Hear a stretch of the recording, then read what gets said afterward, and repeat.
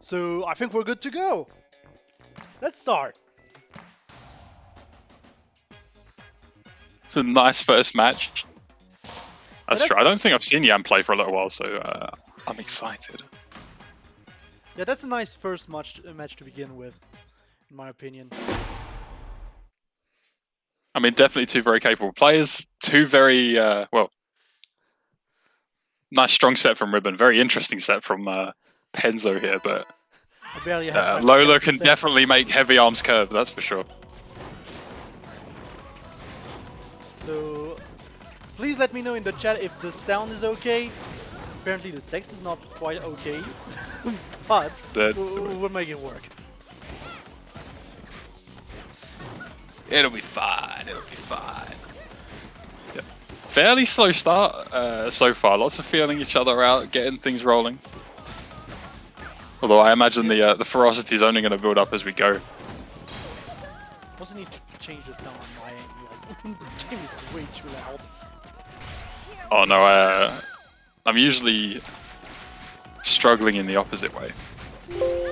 Ooh, barely. That's a shame on the Hydra, just a little bit off center.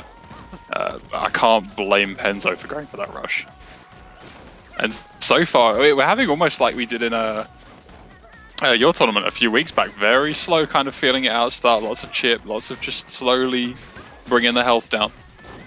Yeah, but then again, like, it's the start of the tournament, first match, you know, you just want to feel out your opponent, you know, kind of warm up a little bit. So I think that's fair, you know. Shaking a little bit of the wake up off. Both rushes are ready though. This is going to come down to the wire, I think. But Lockjaw can be a little bit interesting, I think, if we get a straight rush come forward. And here it is. Very nice, very patient from Yam there. Yeah, very patient from Yam indeed. Well played. Just using that rush to block out the Alva rush was very smart here. Yeah, I feel like Penzo was anticipating a rush, so went for it early to compensate for Lockjaw being slow, trying to counter run it. But it seems Yam was just nice and cozy there, nice and patient. No pineapple grab, unfortunately, from this one. And opting for fairly sensible boomerang switch. Yeah, I mean, that's understandable. You kind of want to stop a little bit of Revenge movement, so I think boomerang is a good choice for that, and then you also get the added advantage of wind, which can definitely confirms if a little bit difficult. Definitely. It's also quite nice on a little kind of close stage like this, gives you a little bit of room to play with, keep Ribbon in the corner, reduce that mobility just a little bit. Yeah. That being said, we went straight into the game, but maybe we should explain for any viewers who hasn't seen any high-level ARMS gameplay what the game is. In case there are any in the chat, you know. Well, I mean, what you see is what you get, thankfully. ARMS is beautifully simple and intricate at the same time. Yeah, it's one of those games that are very simple to pick up, and yet very intricate and very deep once you get into it. Especially with the customization, since you have all these characters and every character can technically equip every single one. Oh, wow. Nice. I'm a little surprised that actually caught, to be honest. I thought Penzo had it on the escape there. Yeah, but you gotta remember as well that Toaster is a rather fast arm, so it can be a little surprising as well. Yeah, oh no, I just from when the punch went and how close Penzo dashed to the side. Penzo's been doing a really good job, I feel, actually, of positioning themselves this game. They are trying to be on top of keeping Yam kind of on the outskirts in the corner where they want them to be, rather than Yam dictating the movement. But Yam's not kind of been suffering immensely because of that. They've been fairly comfortable in trying to make it work, and there's one of those lovely win confirms that you were talking about. Indeed. Didn't get the full thing, obviously, but here's the retaliation rush from Yam here. Very calm now. Also, it does help that, you know, sparring is a rather aggressive map where you are pretty much in the face of the opponent at all times. So the one who has the movement advantage will have the overall advantage here. Definitely, it can be very easy to get cornered, especially given the arm range. And Penzo backs off and quite nicely gets the last little bit of damage he needs. Yeah, and like I think we got a good game to start with. Like as I said, this was overall very close to watch. I'm interested to see which adjustments Yam is going to make in the second game, but overall I think both players are on a very equal um, standpoint. Definitely, definitely. I mean, they're both very capable players, and based on this game, we could definitely see it go either way depending on what the players decide to bring to the table. Especially in stage picks, I think is going to be a significant factor this time. I don't see a lot of massive. I mean, maybe from Penzo is they like to experiment a little bit, but in terms of arms, but definitely in stages, I think this is going to where it's going to come down to. Okay, it seems we're going to Temple, so Temple is stage, a little Temple bit we bigger like. with the pillars as well. Bringing in some more defensive play, but the pillars will eventually break and not protect as much. Oh, we've got Yam going min-min. Yeah, Yam's going min-min. Interesting. We got Penzo keeping the same set. Yam with Ice Dragon, we do like a bit of Dragon on min-min. Yeah, it's nice to see. I haven't seen that for quite a while sometimes, but it's always fun when a player decides to actually bring the Dragon back on min. Yeah, I mean, not only the Dragon, but the Phoenix. It's been a while since I've seen a Phoenix being played by anyone other than me, to be fair. I mean, it's an interesting arm. I've played it on and off on occasion. I like it on Misango sometimes, but definitely interesting on the left arm on min-min. Yeah, I suppose they really want something that can just punish Penzo's movement quickly. Yeah, just get those hard knockdowns as much as possible. But as we were saying, yeah, I just think the bird arms are some of the most complicated to use in the game. But they also have so many angles that they can use to get around, as we said, the pillars, obviously, but just everything. Yeah, they definitely have the most direct level of control between arms. Just being able to angle them directly in whatever configuration you want is lovely. It can cause issues sometimes, but it does give you a lot of flexible options, especially against someone who can move like Lola can. Yeah. Unfortunately for Yam, though, this pick doesn't seem to be working for now. He's being pummeled by Penzo. He's going to get that rush, though, to get back into Very nice rush there. Sometimes the Dragon Rushes can be a little bit funny to get a bit of continuity out of, but nice and cozy there. It's tricky, like you can see Penzo really just wants to keep him in the corner like last game and make sure that Yam has no space. Indeed. Just not wanting any space out, like just, nope, you're not getting out the corner, you're staying there, just like with Ribbon. And especially with Ice Dragon on it, there needs to be a little maneuver room. So the pressure's definitely there, but it's a fresh round. Yam is holding the center of the map, so this could go a little bit differently if he can hold there. I mean, he didn't hold it for long, to be fair. He went back to the bottom real quick. Penzo having the high ground right now. They're kind of exchanging right now, their positions. Yeah, I think Yam's pressing on. I've had enough of you keeping me in the corner. I'm going to start pressuring you back. I don't care what arms you're packing. Yeah, but I think like both players are doing overall good job at applying pressure to the other. It's just a matter of who's going to go where and everything.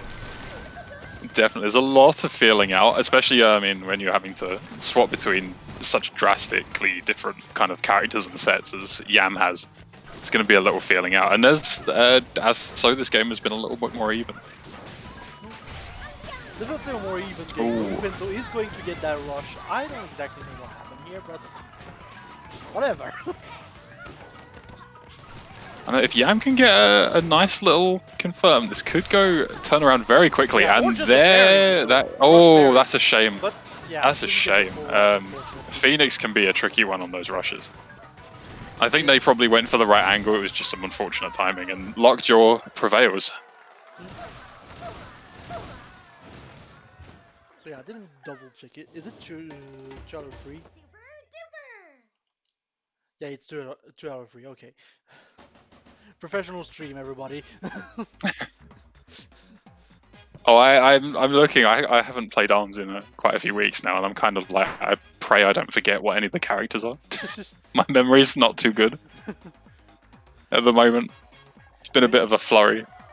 I mean, to be fair, I've been jumping from game to game like on the regular. That's alright. I'm sure you'll. As long as you don't come in and start being like, well, Ganondorf over there. Wait a minute. Which it's probably something that I'm more likely to pull out than you. You have a degree of professionalism. Yeah. By the way, shoutouts to the Smash World Tour Europe happening right now. This is a mess right now. To be fair, we're better off watching some arms right now. I'm not gonna go into details, but yeah. People in chat saying you could be a little louder, Matthias. Yeah, I think I put it a little bit down. Just because people were saying they want to hear your beautiful voice. Yeah, people were saying you were louder than me, so since I can't put you, even louder. Do what you need to do. The people just want to hear the man. So we're gonna have Grimwood versus Helix on stage. After that, I say on stage like. I don't know if I've seen Helix play. Oh, Razio. Okay, Razio, right. Hold on. I'm looking at the Discord. How can I know those both? All right, yeah. I had to click on the name and be like, I must know this. I was like, I couldn't remember anyone new coming in. Okay, not going too crazy. I haven't seen Razio play for a little while though. I played them a few weeks back. They've changed their name on the Discord as well. Thank you for helping my old man brain, whoever did that, removing the confusion. I'm a little slow these days. For anyone who doesn't know, the UK lockdown is ending like tomorrow, so I've been back at work the last 2 weeks trying to get things ready, so I'm a little fried. So if I do make any weird mistakes, apologies in advance. Not Raziel has entered the arena, I noticed. Yeah, which means that must be Grimwood, so we're just waiting on Raziel. No, actually, Grimwood is gonna come in later, apparently. So not Raziel is Raziel, which is very confusing. But they're not. But they're clearly not Raziel. I mean, it says on the name. Yeah. And you know what else is not Raziel? Ads. So yeah, next week we've got the EU PR Invitational at 7 p.m. CEST. There's a I think a match arena. Well, a pot, anyways, a crowdfunded pot. So feel free to participate in that, and you will be able to see 8 of the best players in Europe fight it out next week at 7 p.m. CEST. As for me, I also have other ads to play before we start, because next week I'm also organizing on the behalf of Wolf TV 2 tournaments. First, Them's Fighting Herds global tournament on the cutesy Ungulate game. This will be again next week on the 17th at 10 p.m. CEST, so feel free to register for that. And for Switch players, because obviously we are playing on Switch, Dragon Ball Fires, April 18th for Europe, 1 p.m. CEST. So again, if you want, check out Wolf TV Official on Twitter. All the details will be there. And feel free to register, and it's going to be good fun. But anyways, back to ARMS. Oh my god, Grimwood's in chat, which means who's not Raziel? Yeah, I told you, not Raziel is Raziel, but it's not Raziel. So okay, I'm already on Temple, so we're good. Lovely stuff. We do like a Temple game. Yeah, you're gonna see Temple a lot. Imagine it really not being me. Yeah, Raziel. I mean, you need to get into this game, man. Like, we can't have this not Raziel person taking over your game. It's just unfair. Oh, we're seeing Twintel. We're seeing Coil from Grim. I wasn't sure who we were going to see from Grim, but... So Raziel, who's not Raziel, is using Twintel, despite being called Helix on the Discord. Everything is fine. They're definitely trying to confuse me. It's interesting. We had another Hydra and Boomerang in the set list there. Quite popular today. Grim going for a nice classic set. A little bit of toast, a little bit of nade. Double roasters from Twin. Roasters are always nice. Yeah, roasters are And always nice. being very well applied so far. I mean, roaster is a powerful arm. You just need to know how to aim. Yeah, definitely. It can get a little bit tricky, That's why but he's so so far terrible. pretty pinpoint. And the other thing is when you can throw out arms as crazy as that, given how fast Roaster is, even if you're gonna hit one, it's gonna sting. Yeah.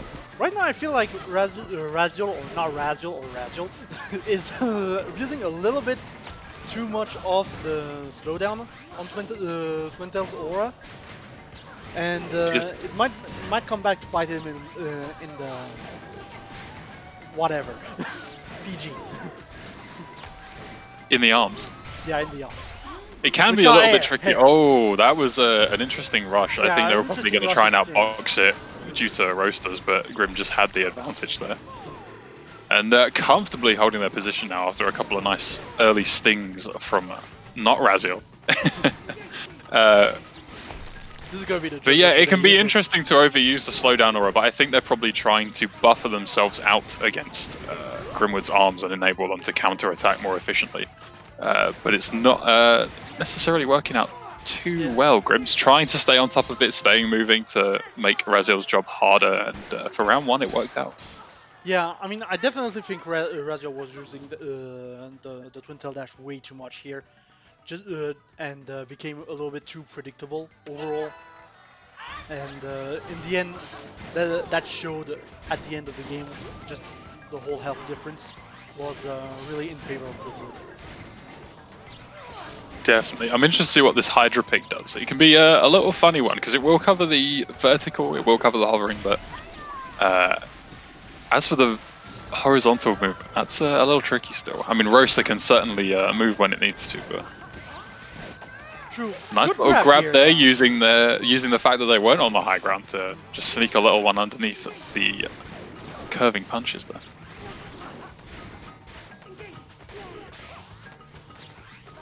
Yeah, overall, a much more even game.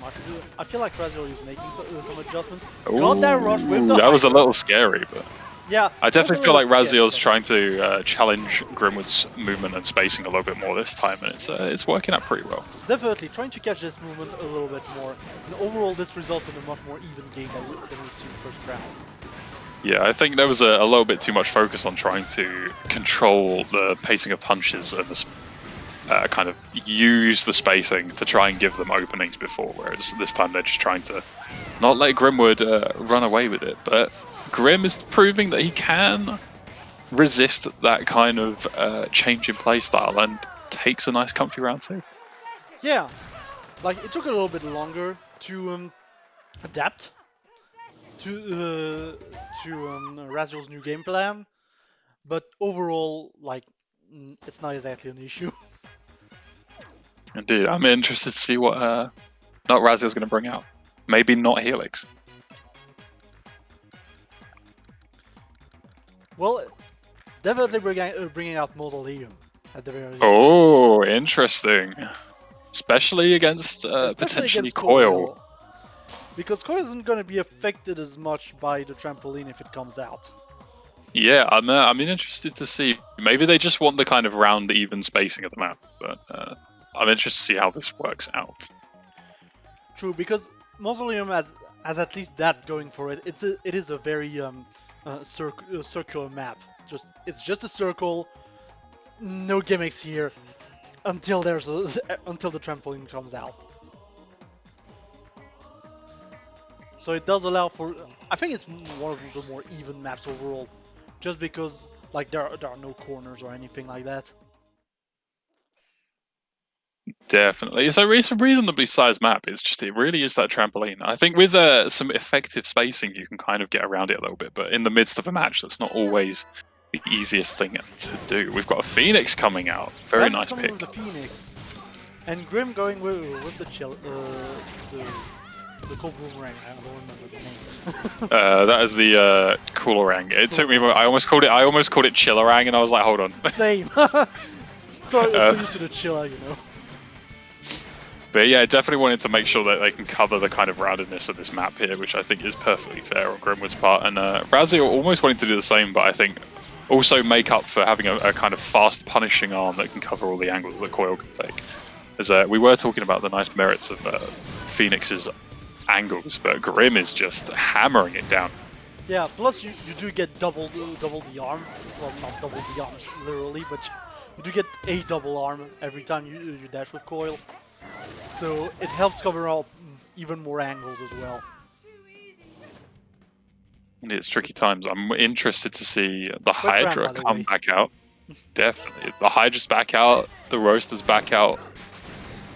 Something much more present, much more direct and aggressive this time.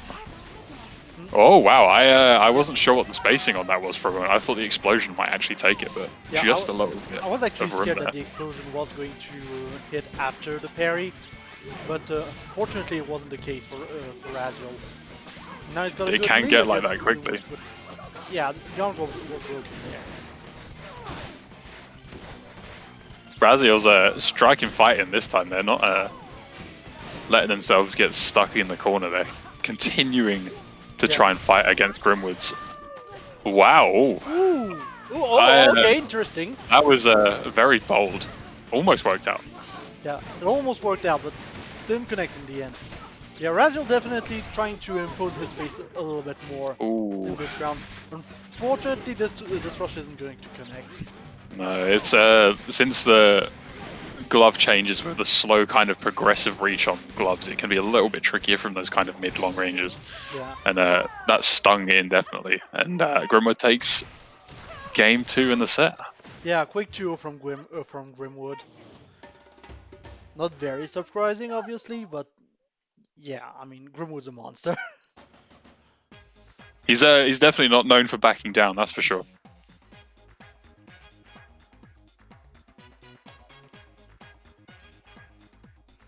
And lots of GGs in chat, that's what we like to see.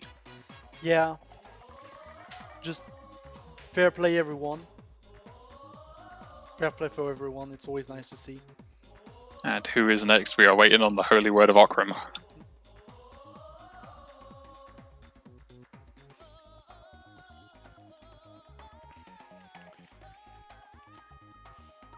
But don't worry, chat, you will be the second to know. Just having a little look at the brackets so far. Have a little peek. Yeah, I should maybe have done a bracket scene, but Oh, I never do a bracket scene. interesting. Yeah, Interesting stuff. So a little top up from the old brackets. So we had Penzo, who won the set against Yam, fight into Riffa. Riffa took them 2-0 and is advancing. We are waiting for Iceman and Alistair's results. We are still rating for... So Illoria... Yeah, Illoria fought JK, it's me. And then Illoria won that set, which seemed like quite a close one, and is now fighting a replicant.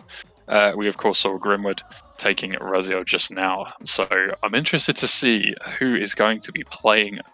Results in Alistair versus Riffa. We're gonna have Alistair versus Riffa, and then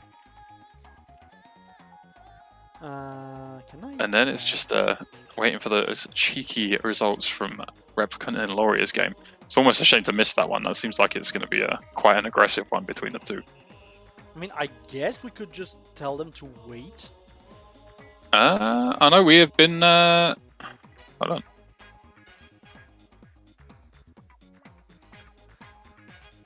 Yeah. Okrim's going to tell them to wait after that. So we're going to get to see both round three matches. Lovely stuff. This should be interesting. It's always a pleasure to watch Riffa play.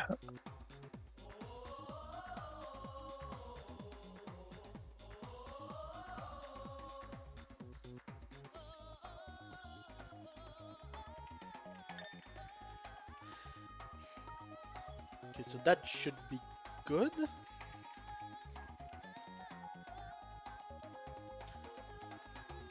Riffa is in the arena. We are waiting for... Lovely stuff.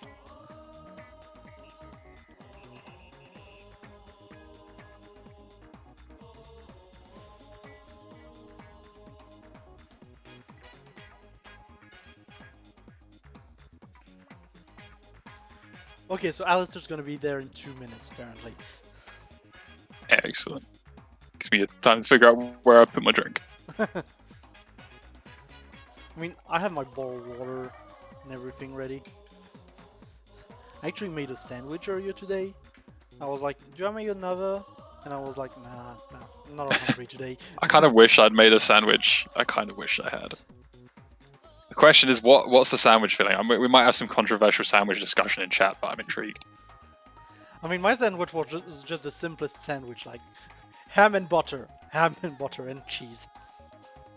There's nothing wrong with a cheese and ham sandwich. Yeah.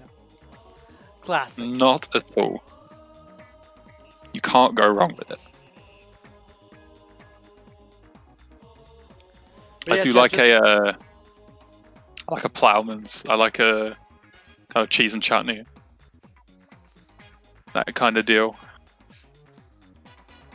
Yeah, but chat, just send us your best sandwich recipes in the chat. So we can judge them while we're waiting.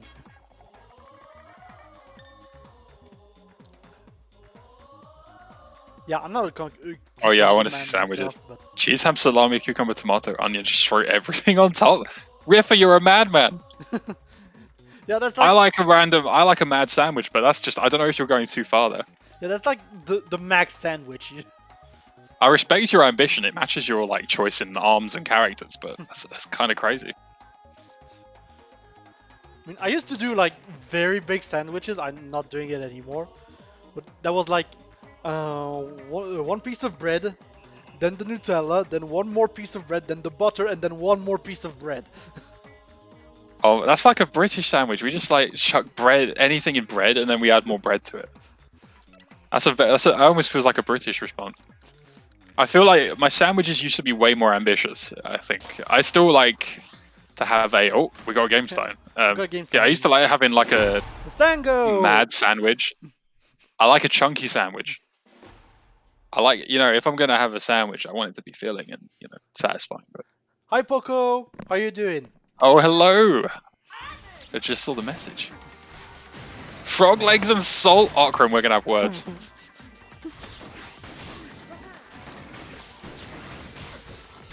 Sorry, yeah, I meant to be like watching. Sango. Okay, Sango. I was too busy thinking about frog leg sandwich. We got Fun Chuck Tri-Blast from Coil, very high pressure, trying to block out some of those punches, and then Coolerang, not Chillerang, and Popper. And Popper.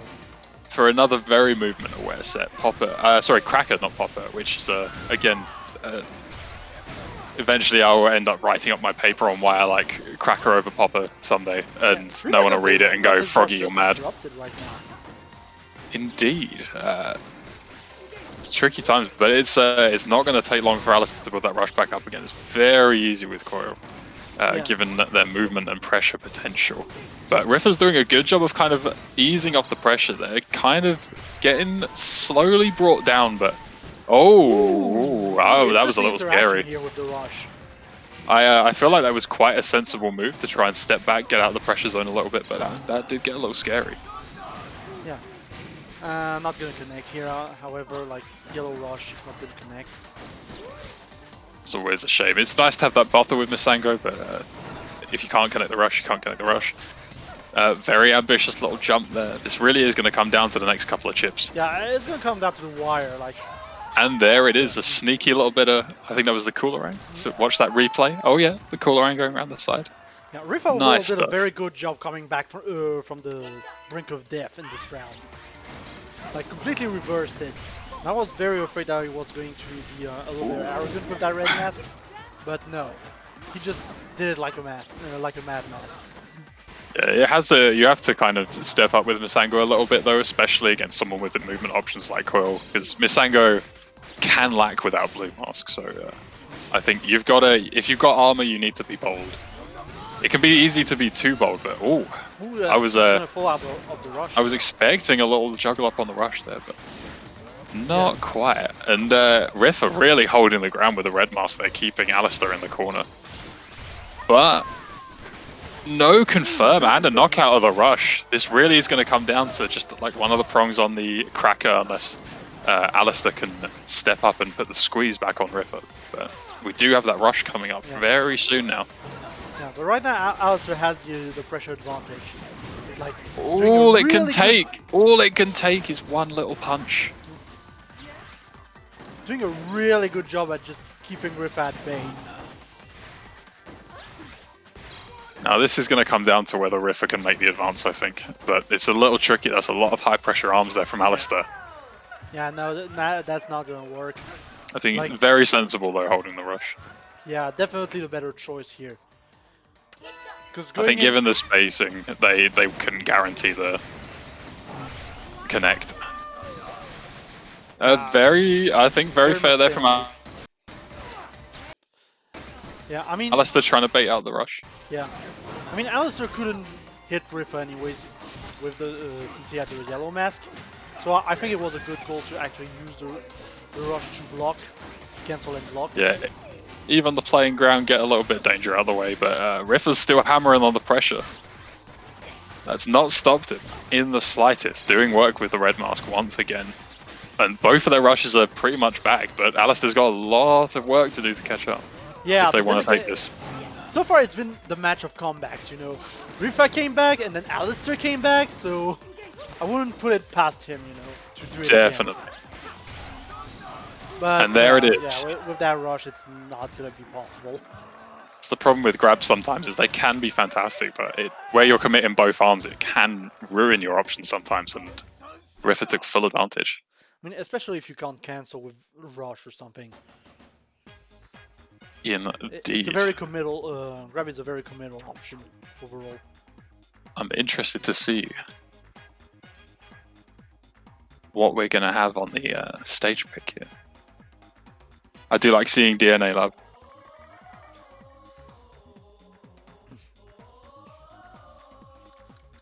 So apparently there might be a little bit of lag happening. I don't see it, personally. Yeah, it can be. Sometimes it can be tricky because we're not. I think it probably prioritizes the players over us.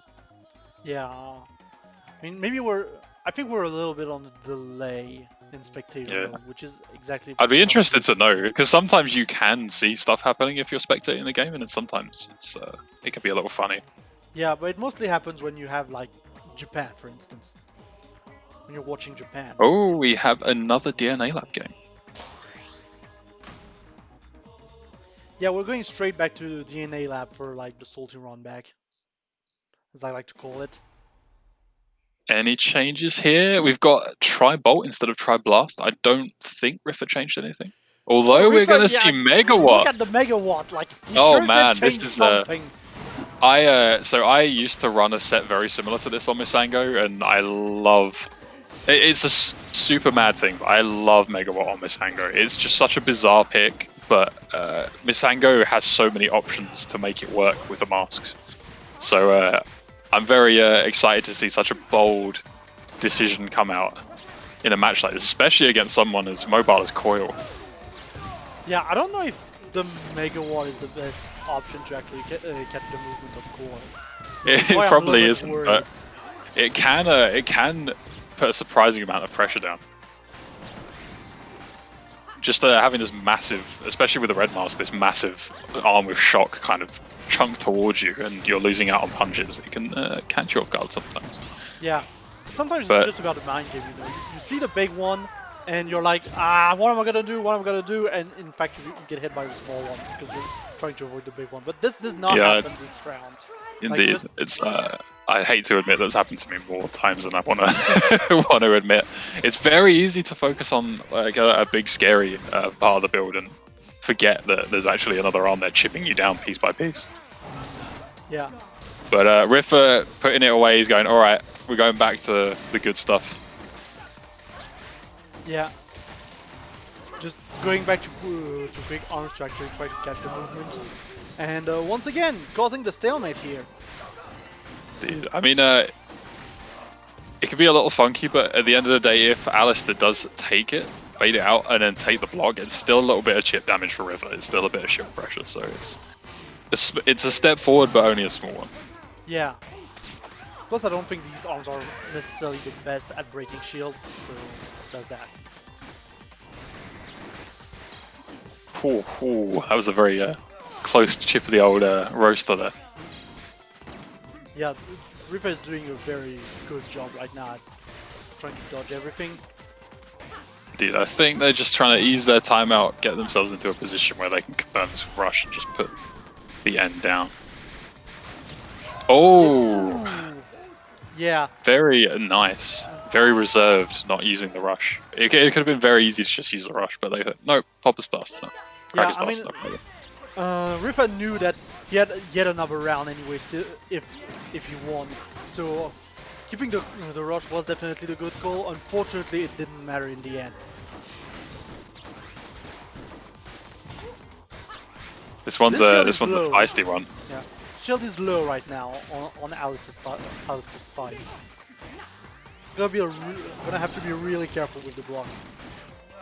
Yeah, I mean, luckily Quill she has that movement on her side to help kind of reduce that reliance on shield, but it definitely reduces the options a bit, although it seems to have come back quite comfortably. Yeah, because Quill can actually do a very good long distance game anyways, so obviously she can just fall back and not get her shield hit.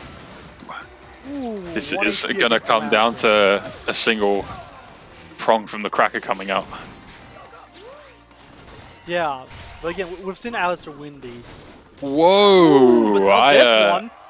I was pretty sure Riffa was actually going to get caught. I thought the tracking on the Tribot would be enough, but apparently not. Riffa takes the set. Some very close calls in that game. Yeah, very nice to see. Very good game to see, honestly. Very entertaining. Just Riffa did so good with his movement. I will say it. I said it before, and I will say it again. Riffa has some great movement on his Misango. Definitely, I think it's something you really need with Misango, but it's Misango's set of tools is so like unique and supplements kind of movement very, very well. So it's really cool to see him embrace that fully and just, you know, hit it with a full force and try and get the absolute most out of it. Yeah, that's even considering we didn't see the blue mask that much, to be fair. Indeed, just using Pillar to supplement, just using the arms, the armor.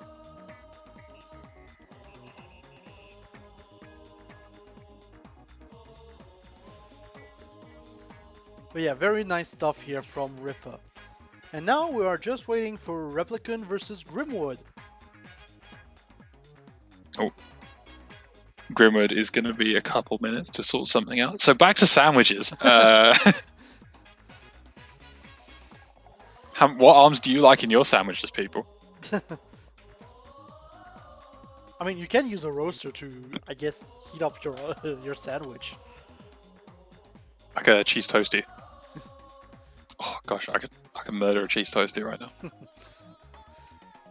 I was very fortunate this morning. My family decided it was a like a full cooked breakfast kind of day. So I ate plentifully in the morning, but I do like my food, so I'm kind of regretting not having a sandwich or something. Okay, or maybe like you had a bowl of pasta last time. I'm kind of thinking that might be good too. Yeah, it's really good as well.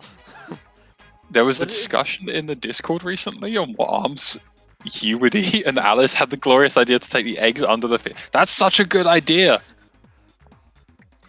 I mean, do we know what the blob uses in it? I don't want to imagine something blue. I mean, Glusher. Put like a bottle lid on it. You can have it as like a water bottle. I mean, the problem with Glusher is that we know it's poison, so it just says it tastes like fruit. That's very bizarre. But blob seems like so something it's fruit you'd juice. eat at Futuroscope, for instance. I'm gonna have to try and like get me some. I'm gonna have to put a word in with Arms and see if I can get me some blue juice. I need to know for science.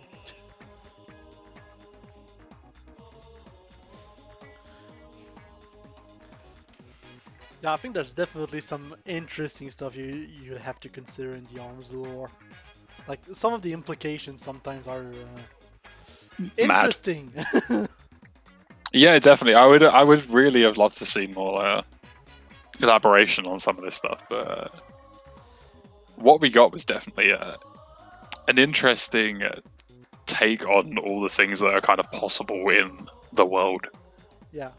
If only we got I the mean, comic. we got Master Mummy, who's freaking like he's an undead and he's got arms. Like, excuse me, He's an undead, like he's there's a got lot. arms, and he's got a freaking family. So we've got necromancy, we've got stretchy boys with a family, corrupt organizations, punch game. There's a hell of a lot. Helix juice. Who knows what's going on with that? In the middle, you've got little Mechanica, which is like, sure, sure, kid, you do you. And I think my favorite kind of little thing from the lore is that like Bite and Bark cheated to get into the tournament, and then Max just went, "Lol, let them fight." It's funny. I mean, you know what it makes me think of? The Tournament of Power in Dragon Ball. Was Oh wow, like, that's there are rules, but screw the rules. screw the rules. It's a good time. Yeah. But there's only meant to be one fight. Nah, it's fine. We'll let him off. It's a dog. It's not even a real dog, you know. It's fine. Like, we've got a 14-year-old in a mech suit already, so it's fine. Indeed.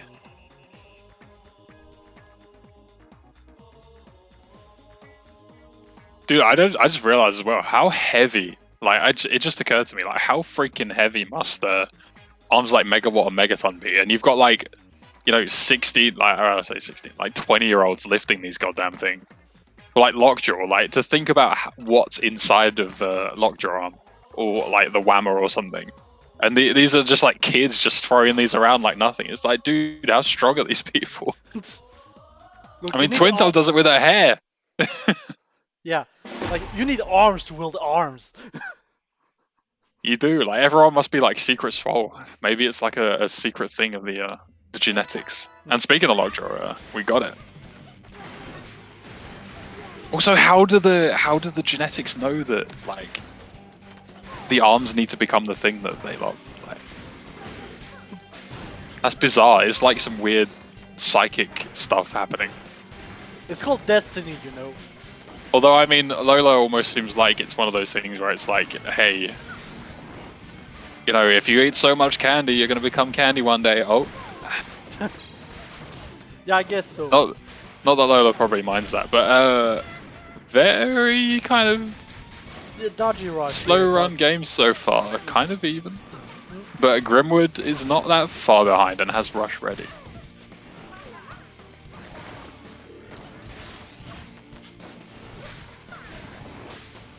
Yeah, right now it's a very pokey game. Like, Definitely, I think everyone's Grim's moving around everyone's other attacks. Grim's definitely trying to get themselves into a comfortable position where they can lock down Replicant's movement, and Rep's just trying to, skirt around and go, hey, that's fine. Yeah, Rep. I've got the movement. Yeah. I mean, to be fair, Lola's defensive abilities with shielding in the air help a lot in this scenario. I feel like. Definitely, I don't blame Grimwood at all for bringing out Tri-Blast just to kind of cover the rounds, covers the block, covers the distance on the horizontal movement. Nice and comfortable pressure choice. Definitely, this could get a little bit close, but nice. Nice rush here. Indeed. I think Rep with one of his classic leap forward into rush to break the speed situation, and we've got nade coming out from Grim. Unless it was nade before and I'm losing my mind slightly. You may a little bit, but oh gosh, it's fine. Oh no, I really am like losing my marbles. I mean, we've been talking about the influence of fate in the ARMS lore, so this is fine. Dude, we never I want to know what Biff is as well. He's just the ultimate human. The evolved forms of humans who have arms. He is on. Much more even game this time, though. Before I lose my mind again. Yeah, let's get back to the game. Very even. Both rushes kind of comfy. Both players still kind of skirting around, not trying to... Ooh. Yeah. Very nice kind of reserved play there from Grimwood to get around that rush. Yeah. And both are more or less playing around the trampoline as well, which isn't out yet, but they're very careful to play that long distance game. Overall. Red's not gonna connect here. Those glove rushes can be just... They can be so wonderful sometimes and then so cruel in others. The angle and just the distance is so brutal these days. Yeah, it's a matter of can you aim them right. Like if you can aim them... Oh, both of them have accepted their fate here, I think. Yeah, I mean, they know. They know. I think like, there was like 5 seconds. If there was a battle button, we would have seen it, but yeah. In these times we wiggle. Like, that's fair. There was 5 seconds left. Like, nothing that that could have been done. The health gap was too big. Yeah, I'm interested to see what Grim's counterplay is here. Yeah, because it was even for a long moment, and then it went downhill really fast for Grim. I don't exactly know what happened, but it went downhill very fast. We are going to see Buster Beach. First time today, right? Yeah. Interesting. Someone Grim looking for nice kind of tight-spaced, aggressive situation this time. Maybe looking for some hot pocket on the run.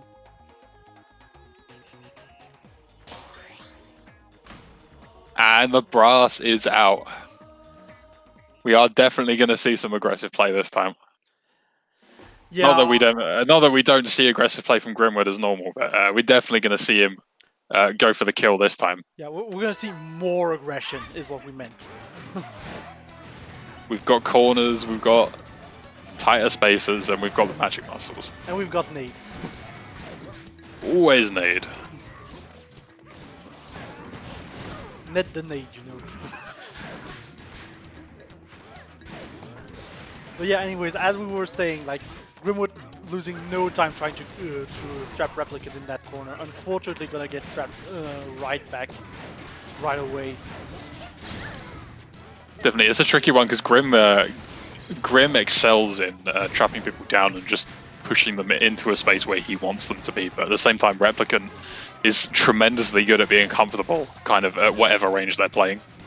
They're very comfortable moving in and out. They're very comfortable skirting around in positions that other players might feel a little bit squeezed into. So it's a tricky one. Yeah, but it's very much back and forth right now. Like, the health difference is such that it doesn't show. Ooh, interesting. I think cheeky little bit of explosion from the nade there, just knocking him down. It wasn't like a full knockdown, but enough.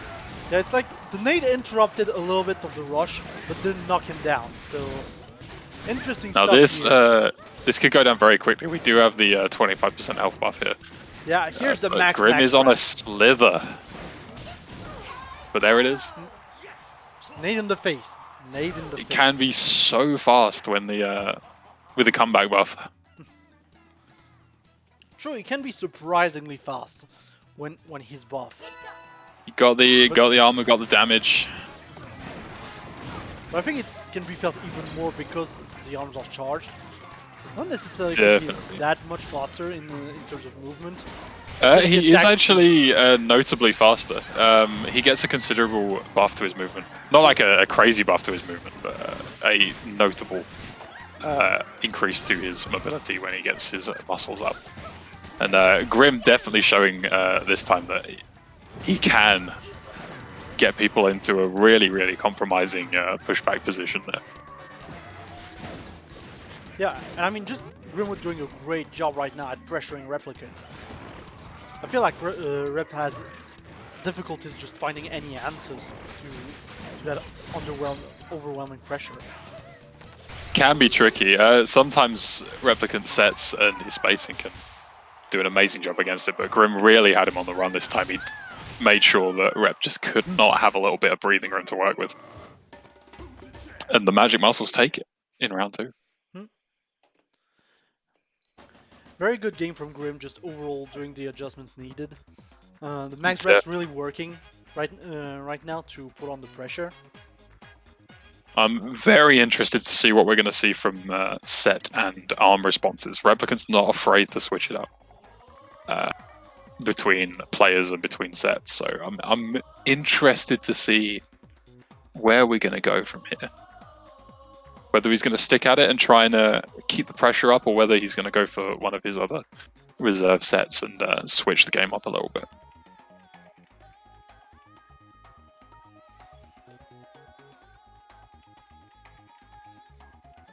Well, apparently we might have a little bit of lag. No, okay, it's all good. Just players checking if there was no lag on in any way.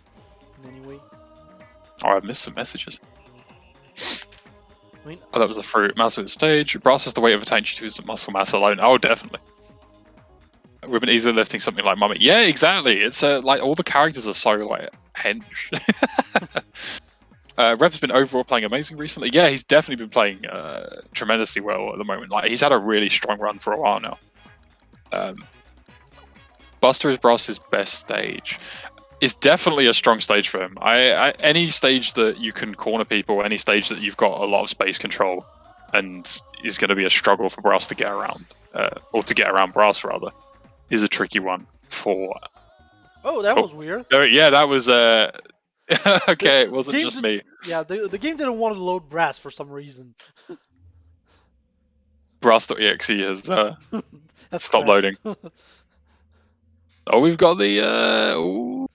We do have Tribot coming out, and we've got the nice toasty combination of Phoenix and Roaster from a Replicant here. Nice solid arms to use against the Brass.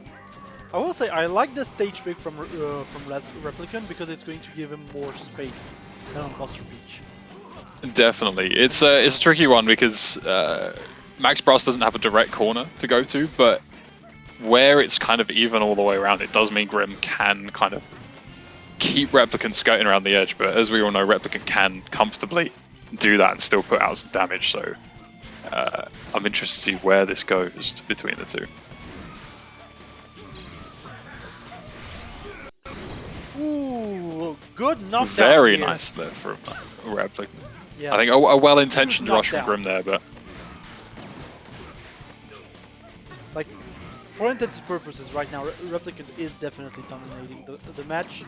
Although the health bars are, well, I was about to say the health bars are pretty even, but right now Grim has now resorted to max Brass mode. Yeah, it could all turn around very quickly from here. This can get very aggressive, very spicy. Yeah, very like quickly. this. You know, stun into grab. Oh. Grab. And then another grab. What is this? The test punch?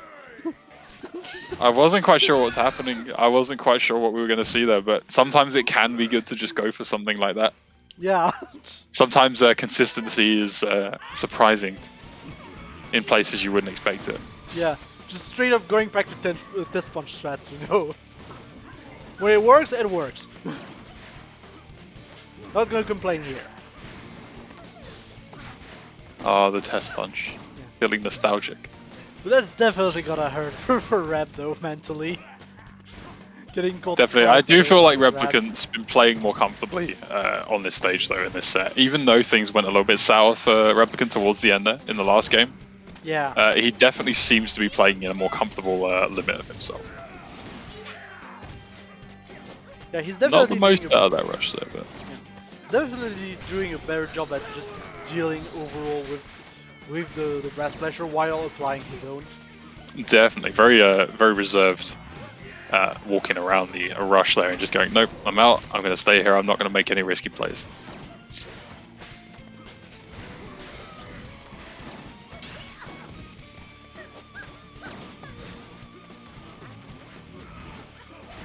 Both of them just trying to skirt for a way in at the moment. Replicant doesn't want to overcommit. Grim's trying to get himself into a position where he can comfortably stay on top of Rep, and we might see that.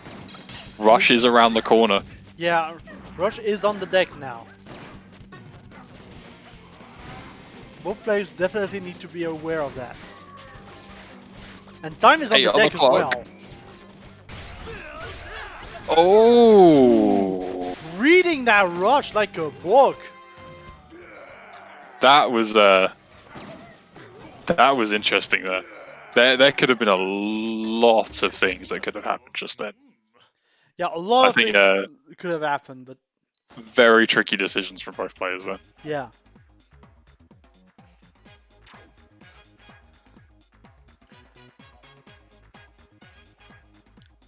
But yeah, very good rush cancel here into the block, taking this victory here. And Grimwood will advance to winners finals. Ooh.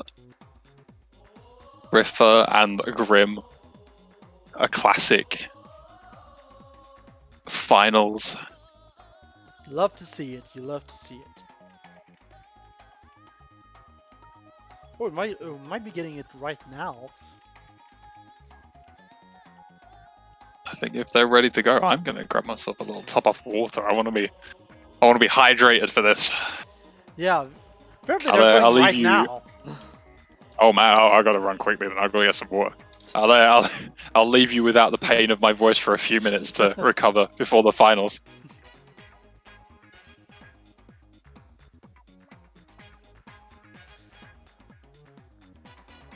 Yeah, I wasn't expecting both players to be just ready right away.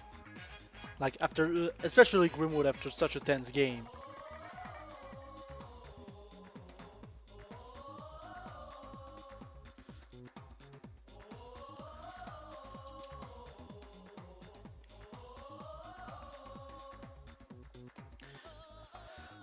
But yeah, we'll see how it goes. I'm just glad to be here, you know. It's always fun to be out there commentating ARMS.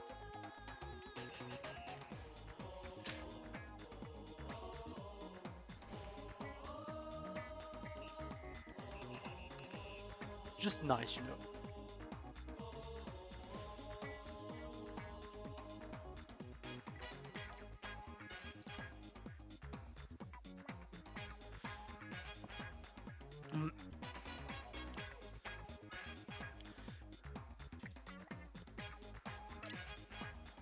So yeah, I think if we are ready, we're going to go straight in.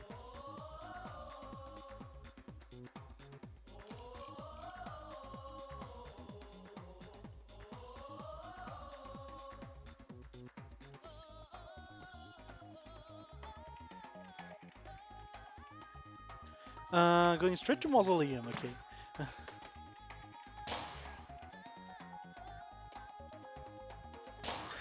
But here we go! EUAC 70 Winners Finals, let's go!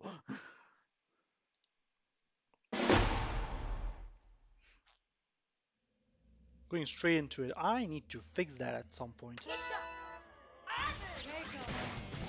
So Grim going for the coil against Rifa's Ninjara.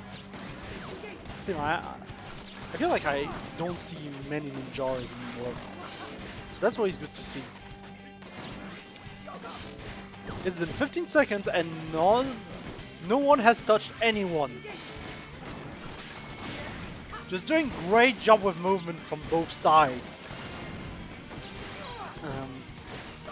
Sorry if I don't commentate as much. I need to fix something real quick. Can I just do this? Okay. And then we do this. There we go. Just needed that. Oh, there's the grab. Look at those health bars. Like it's been half of the game. Rifa has the advantage right now. Almost going for the perfect, but like we are going to see a timeout for sure at this rate. Just both players doing an excellent job overall at just dodging each other. Finally, first blood for Grimwood.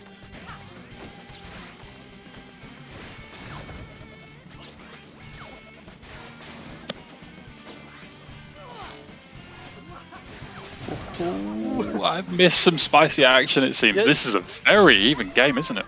Yeah, this is a very even game. You've missed pretty much like 30 seconds of no one touching no one. At the beginning of the round. Oh, just about. And Riff with a rush. That's a spicy one for next round. Just about. Sorry, I've got my hydration. I'm ready. Like, I'm ready for things to get spicy. I mean, right now definitely things are getting spicier than before. Like Rifford right away just landing that rush. Like he does not want this to be a long match, like the previous one.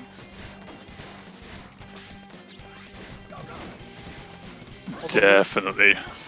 Also, look, chat. I fixed it. I fixed the stream. Right, there was something broken. Yeah, because my text box for the match name was too small, so when I put in winner finals, it only showed winners. Oh. It's alright, never happened. Yeah. Never happened. Everything was fine. Yeah, everything's fine. Now this is tricky. Riffer is on the upper hand, but Grim feels like they're or at least to me, it feels like Grim's kind of slowly pressing in towards a more comfortable pacing. I just feel but like it really won't take much. Fast, but it didn't. Like, I was about to say it can go sour really fast, but like it didn't. Yeah. I couldn't even say it won't take much to stop Grim now, and then just as.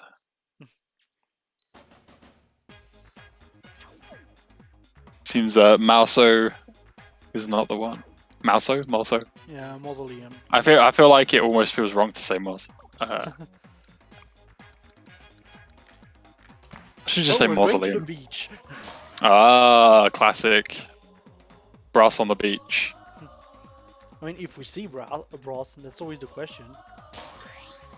I mean, I would almost feel disappointed. Oh, no, indeed. Coiler's back. I mean, it worked. To be fair, I understand. Like, it worked first game, so why wouldn't it work second game? The answer is it will or it won't. We don't know. But indeed, I imagine. Don't fix what ain't broke, you know. Yeah, definitely. I imagine not Riffer, Grimwood probably feels more comfortable having the movement here against Riffer. It can be a bit of a coin toss sometimes against Riffer. Sometimes the pressure can be immensely useful, but it's very easy for Ninjara to kind of weasel out of that kind of thing and start putting the pressure back down. And if Brass can't get that advantage, it's a bit of a struggle for him. Not to mention, it is first to free, so you can experiment a little bit more. Definitely. Gives more leeway to trying out stuff you might not try out usually.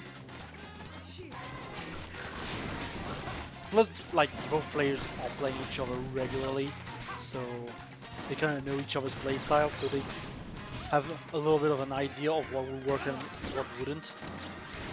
Definitely.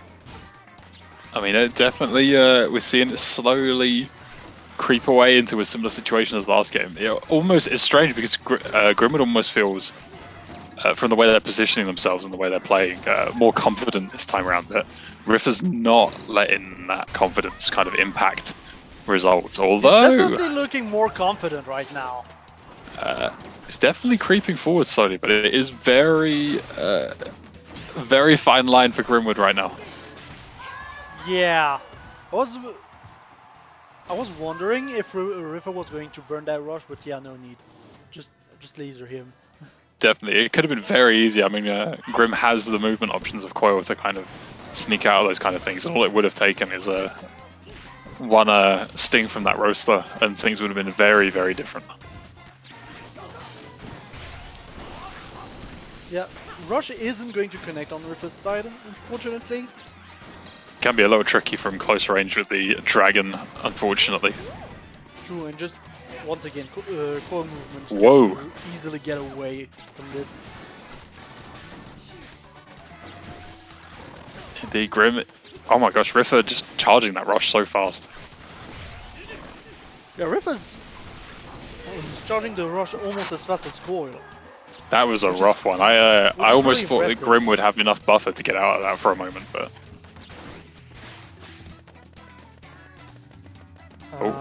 something's happening.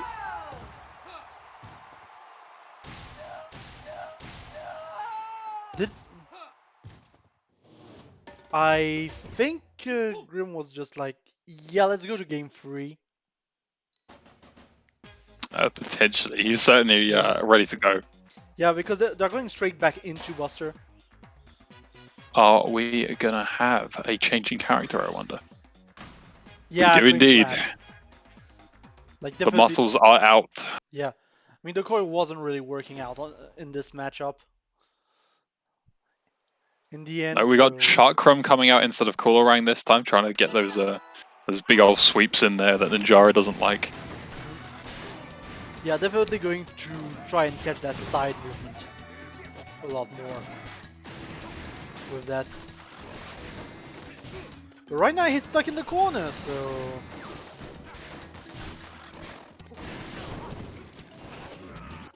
Like, Reaper's on fire today. Like, what the hell?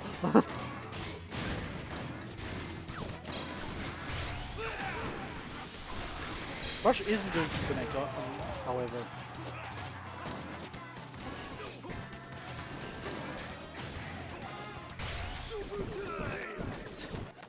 Yeah, Ninja just teleporting out of that one. Sorry, I just had to sort something out there. Yeah, no problem, no problem. Oh, this is a tricky one here. Yeah, this is gonna be really tricky. hamming up the pressure. This is what I was saying. It can be, if Brass and Grim can get that kind of forward pressure going, it can be very easy to put Riffer sometimes in a tricky situation, but given Riffer's high pressure set and the movement, it can be very easy for the opposite to happen on an aggressive stage like this. Yeah, and Riffer's pressure right now is out of this world. Grimwood just hasn't found the solution to it. To stop him.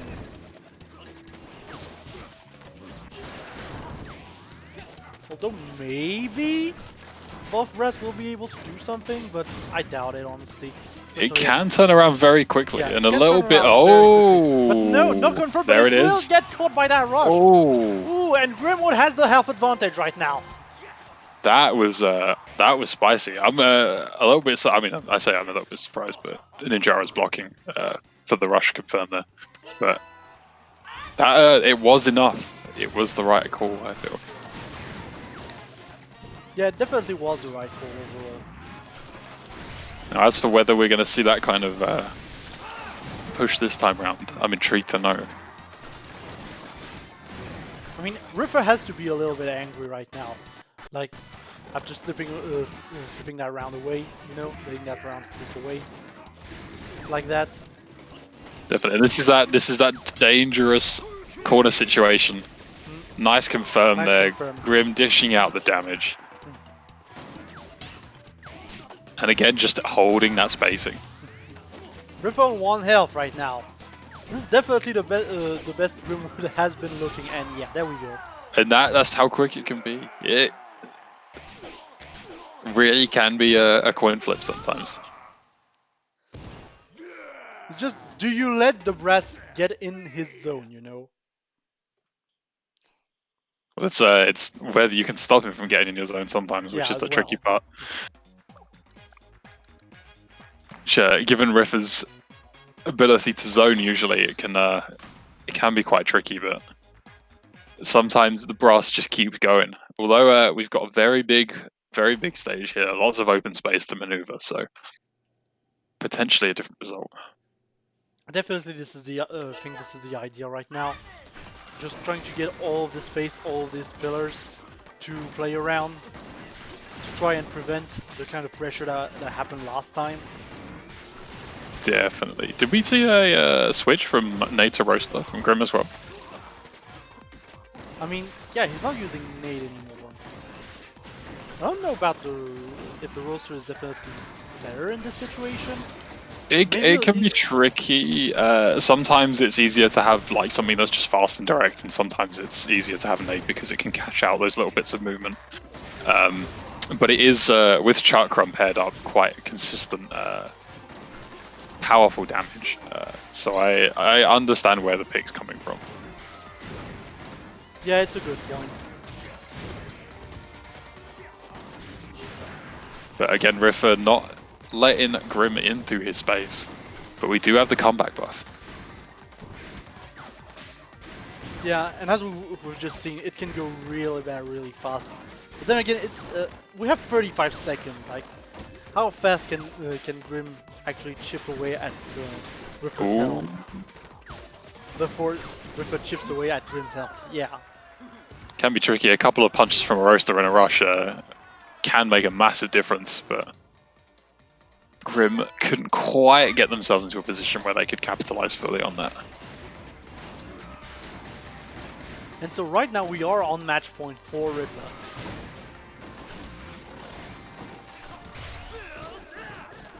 Ooh, and that big... Whoa. Ooh, That was interesting. Strange run.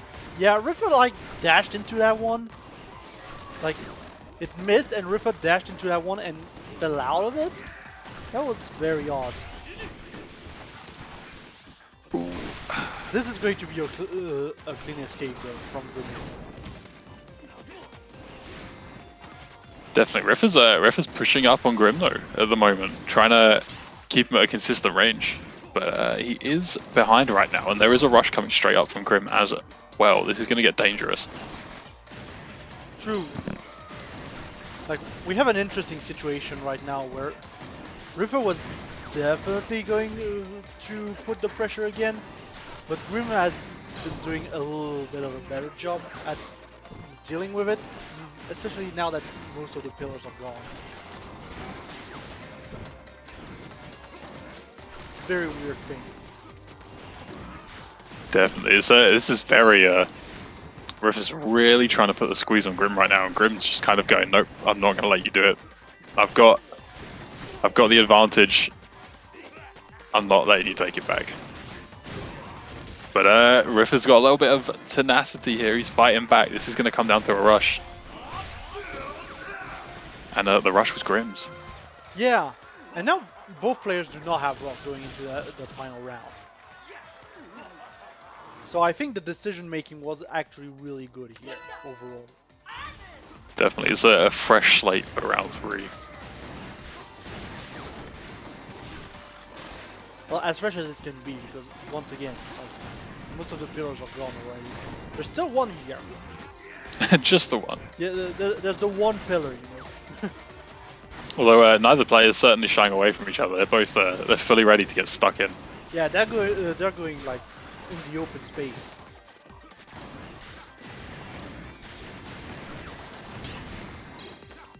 Right now we're definitely seeing a very even situation.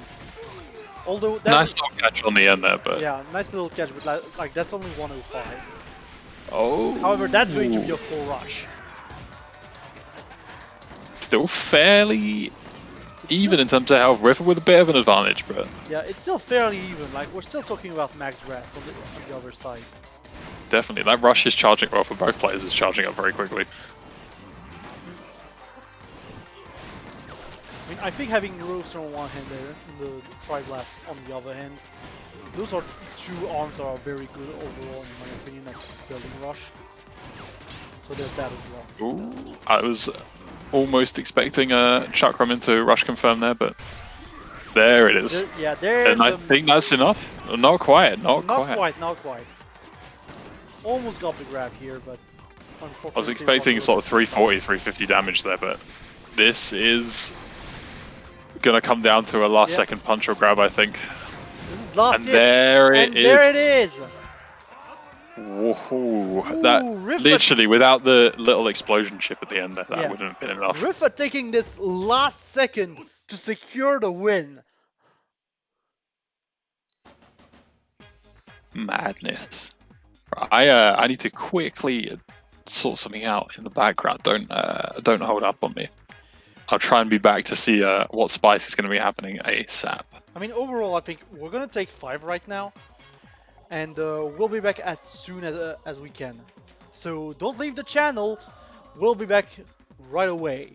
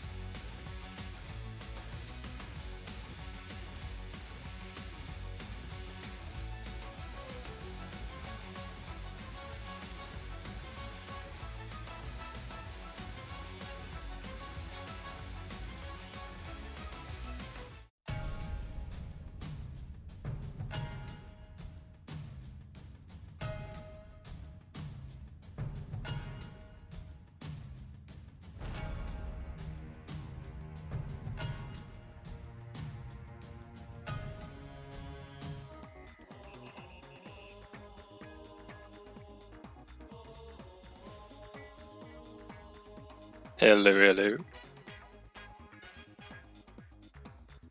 I live.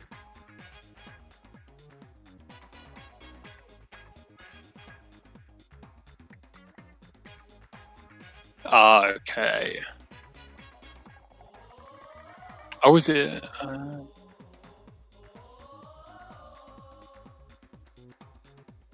Arms are being thrown, punches are being made, damage is being done. That's all I'm guessing. Oh, it's in the 3. I know, is it not 3? Maybe it's 3. Maybe it's not 3. Very lost.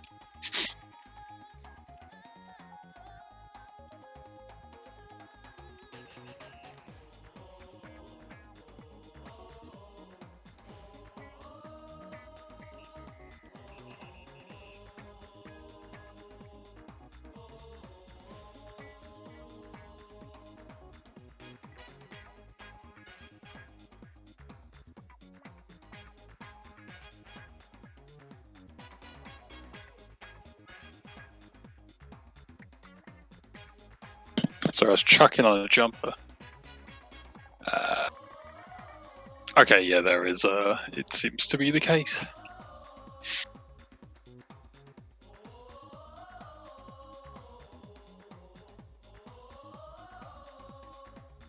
So the madmen behind the tournament keeping things rolling.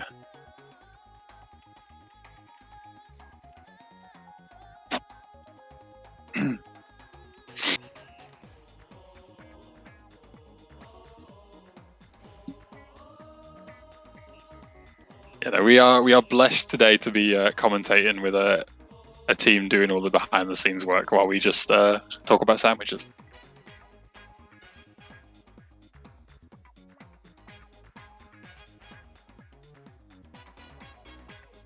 Definitely, it's mad that they do this every 2 weeks and just like keep it going and sort everything out and keep things rolling as a unit. It's wonderful to see.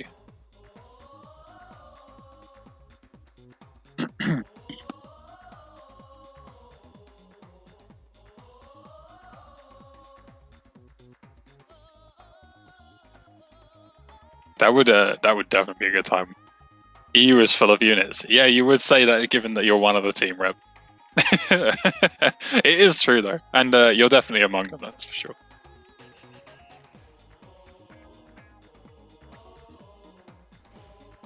How?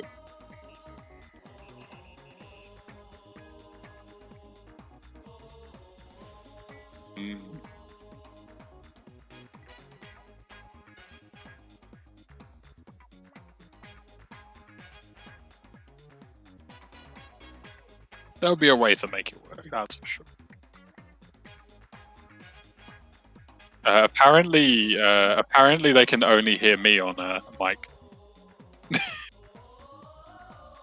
River just tagged you in EU. Was I muted this entire time? I mean, you weren't muted for me, but maybe you were on the stream. Yeah, I was muted on the stream for the entire time. Oh gosh, I'm so sorry. I'm pretty sure I did the ad with no freaking sound or anything. When I was convinced I had the sound. The main thing is you're here. The main thing is you're here. How is everyone in chat? What have we all been up to since we're getting things sorted in the arenas? I am so sorry. Have your lives been mad?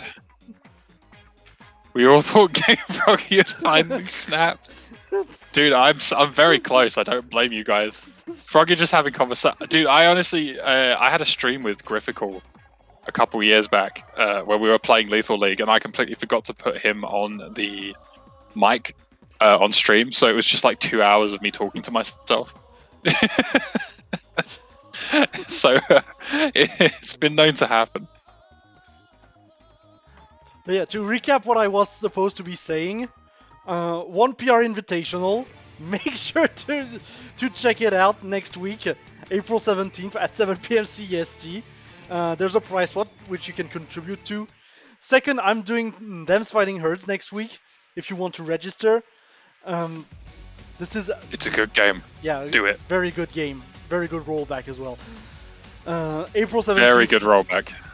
April 17th, 10 p.m. CEST, worldwide. Next week as well, I'm doing the Dragon Ball Fighters, Europe only. April 18th, 1 p.m. CEST.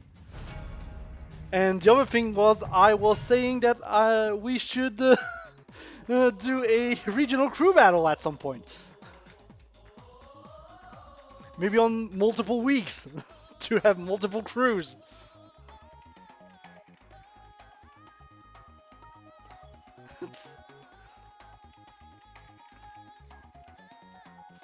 And yeah, finally, like Alistair and Yam right now is 2-0 for Alistair.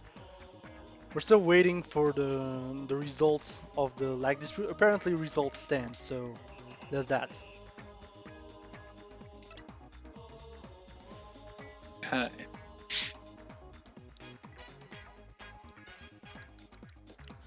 We've all done that mistake, Defer. You don't have to admit to that. You can just say no, Froggy, you're crazy. The invitation will be great. Yeah, I'm super looking forward to it. It's always nice to have like a big shindig go down with some spicy arms games. And it's very exciting to be invited to do the commentary for them. Yeah, very exciting times overall. I won't. I have a tournament to prepare. Oh, actually, oh no, yeah, I checked the dates. Of course I did, it's all good. I had a moment, I was like, wait, am I working that day? And I was like, no, I checked the dates already, it's all good.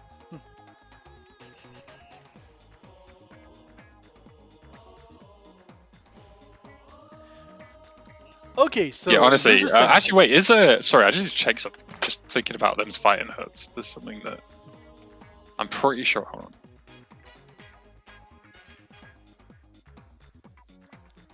I mean... aside from it just being a good game. I mean, oh, it's not. I thought it was on sale. I was about to like slam everyone and be like, "Go buy this damn game." But I might be getting confused with a couple weeks back. I mean, it's okay. It's 15 euros on Humble.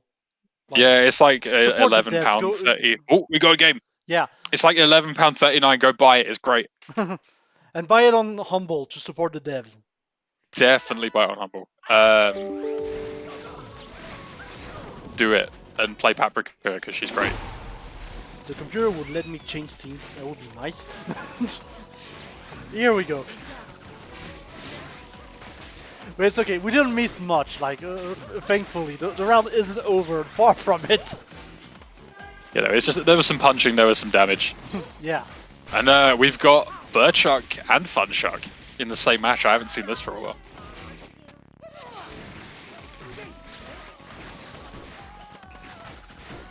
Yeah, like, it's an interesting matchup, you know.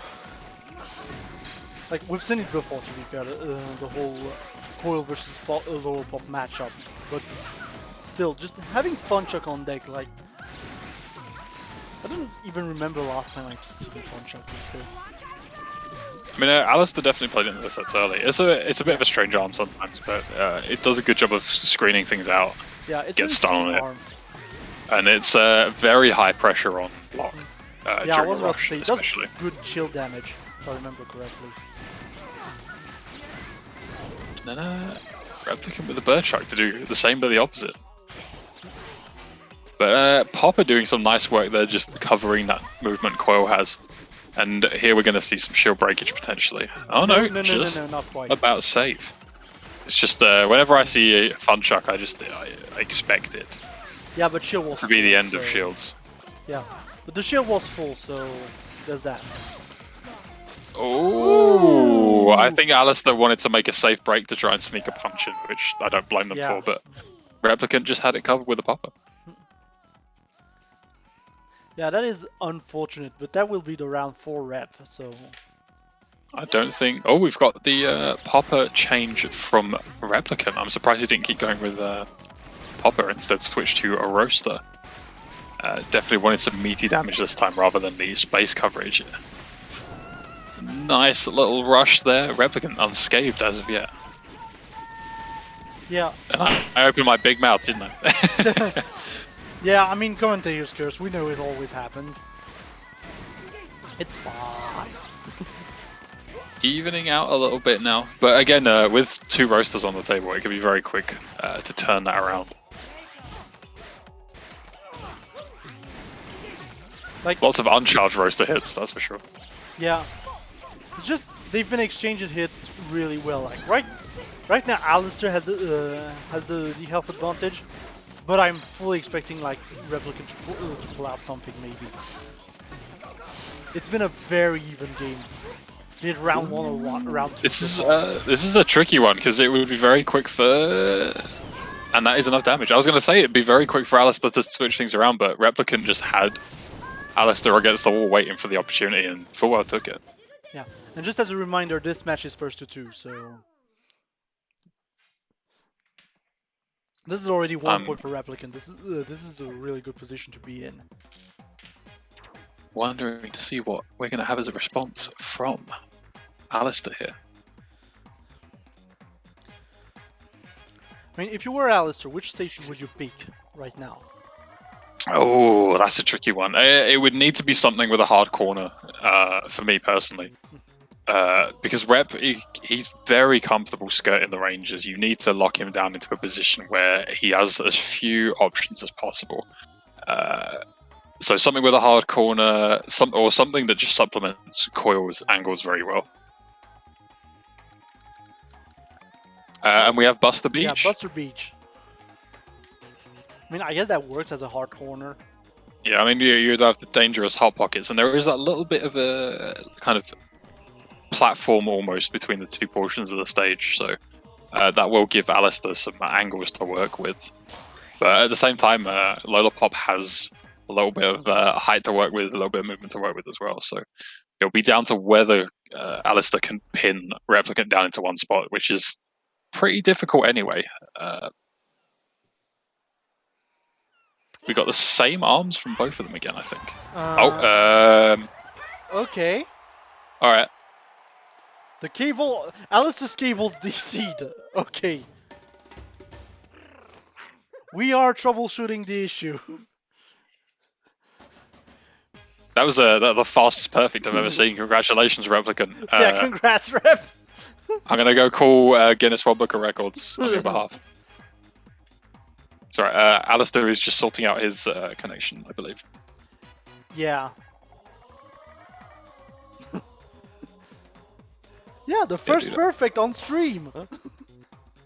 Would you look at that? Oh yeah, we've not had any perfects today, which I guess is a nice thing. I'm certainly not going to complain. It means we've got some spicy games happening. And we're back in. I am in way too many Discord servers.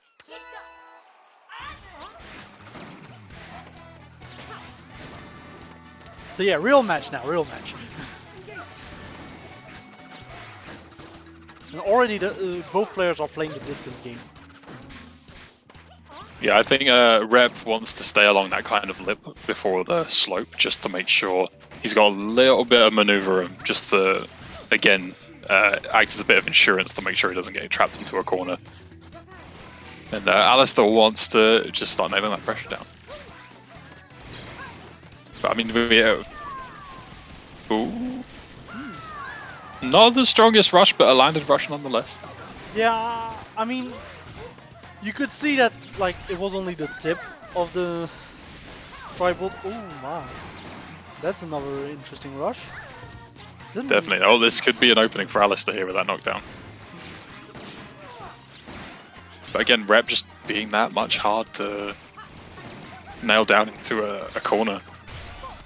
Very comfortable just moving around. Yeah. Ooh, that rush just caught like by a pinch. Just barely. Yeah. But the barely is enough. Yeah, the barely is enough to take the health lead right now.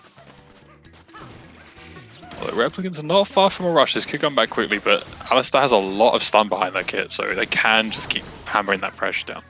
But a couple of punches is all it takes at this point. Like, the pressure can easily go back and forth. The sneaky little uncharged roaster coming around. Very nicely aimed. Yeah. If I might say so myself. At least it's good to Alistair's see that this little connection incident with Alistair didn't throw off his complete, didn't throw him off completely. definitely Replicant in the high ground this time, or I guess, or maybe his Coil's always on the high ground given the circumstances, but or off the high ground. But I mean, Coil chooses when she wants to be on the high ground by virtue of ignoring the ground. Replicant's staying cozy though. They've got the high ground, they've got the space. Rushes around the corner. They've just got to keep Alistair in a comfortable spacing. True, the big thing is going to be keeping Alistair at bay, and that rush is going to do just that. Connect and just push Alistair back again. It's really down to whether Alistair can slam in. They do have the arms to turn around the damage very, very quickly. Roaster can just add up so fast. Yeah, didn't get the full knockdown though from that rush. So not really giving him any advantageous position, unfortunately. 29 seconds left. This is going to be a tough one for Alistair if he's going to make it back before the end of the round. Yeah, 29 seconds to get back 3/4 of health. This is going to be very rough. Ooh. I wasn't sure if that was going to end in a shield break or something there for a moment. Alistair has almost 0 HP. Replicant is but a cheeky grab and a roaster away from a comfortable comeback, but Replicant... Not gonna happen. Not today. Just bouncing over that grab saying, nope.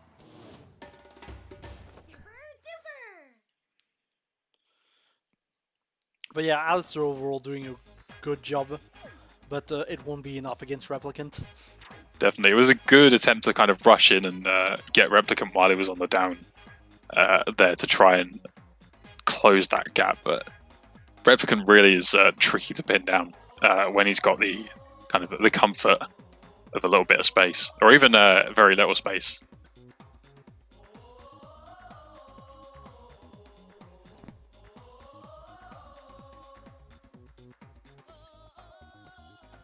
And now I guess we're just waiting for Grimwood. Indeed. For the rematch. Dude, maybe it was Steam that it was. I'm so sure that it was on sale. I might just be losing my mind. Okay, maybe I am losing my mind. It's not on sale either. I mean, I'm thinking that by the end of the stream we'll just be talking about, I don't know, cows. No, cows will still be on topic. To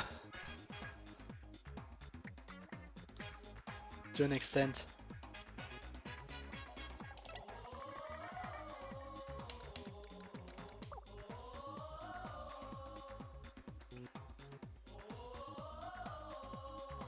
I need to reinstall it and play some more again. I had a really good day streaming it day 1 or day 2 or something, but I have the worst habit of picking up and dropping fighting games. Yeah, Dance Fighting Hers is a fun game. I mean, to be fair, it is so good. I think if I had to come back and just pick one and stick to it, it probably would be Fighting Hers. Just because I had a great time with it. I can't complain.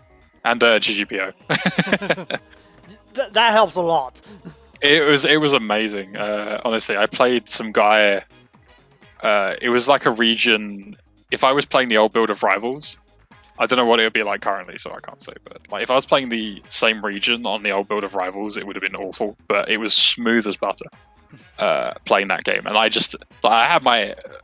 got handed like the big L on those games, but it was amazingly smooth. I just couldn't be mad because I was like, man, normally I wouldn't get this luxury of being able to get my face kicked in by someone halfway across the world.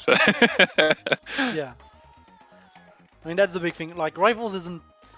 It's better in some ways and worse in other ways, but like, we're gonna have rollback beta, so there's that. On my end, I've been grinding like Guilty Gear. Stay tuned for that. All the games. All the games. That story is a lie. What story is a lie? But yeah, Can't just say that's a lie. I mean, we can say a lot of things, but what's most important is that in that rollback propaganda, we need to tell people that ARMS has rollback because it does. It's not the best, but it does. It's I mean, it's true. It's definitely damn sight better than Smash. But I'm gonna try and not go on that rant today. Froggy not being mad, dude. I was actually well pleased. I'm pretty sure I've got it's like a highlight somewhere or something.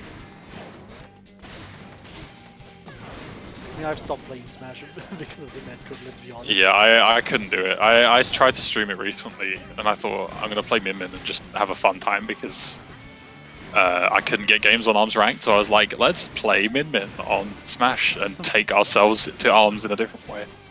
And then by the end of the stream, I was like, nah, I'm out. Yeah, and the worst part is, like, if you play Min Min, everyone hates you. So there's that as well. I just wanted to play ARMS.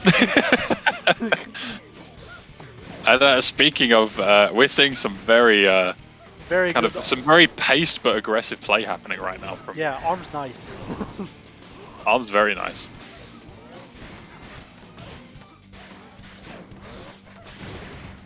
Both of them, I think, are trying to keep onto a sensible pace on when they want to get those rushes loosed. But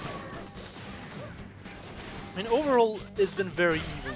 Each side has been doing very good at putting pressure on the other, while not necessarily being dominant. I mean, obviously the Replicant has the life lead right now, but it could change very quickly. definitely, it's I mean, Replicant and Grim have played countless times, partly through rank, partly through us being all. I mean, I say relatively local, but we've played at events and stuff. So it's two players who know each other and their characters very, very well. So. Yeah. Also, chat, next time I commentate ARMS, we need a pressure counter. Like, how many times do I say the word pressure? We'll figure it out. We'll get it set up.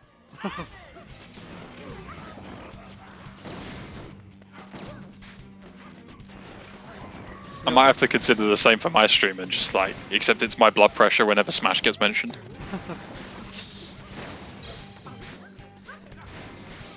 It's okay, we're looking at ARMS right now. We are. It's always good when ARMS is about. Lovely. Ooh, nice punish transition there from Grim. Just very smooth. Yeah, very nice punish of that rush overall. It can be very tricky to actually get out of those kind of rush dashes from Replicant, but Grim just he had it.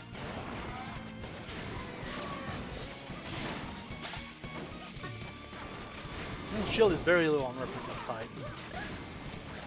That is pretty. It's not phasing him though. He was advancing fearlessly despite the circumstances. Yeah.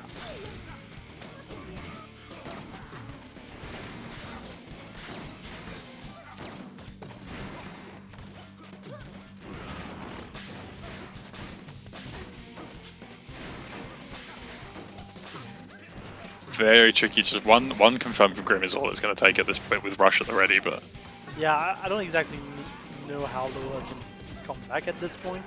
There's a roaster. There's a way. Oh, very. Yeah, it just takes a few mistakes, you know.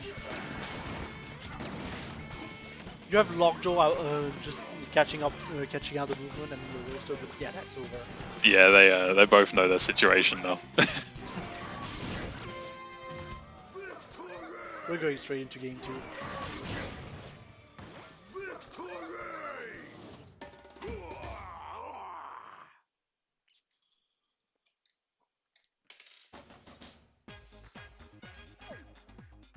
The brass is definitely here to play today.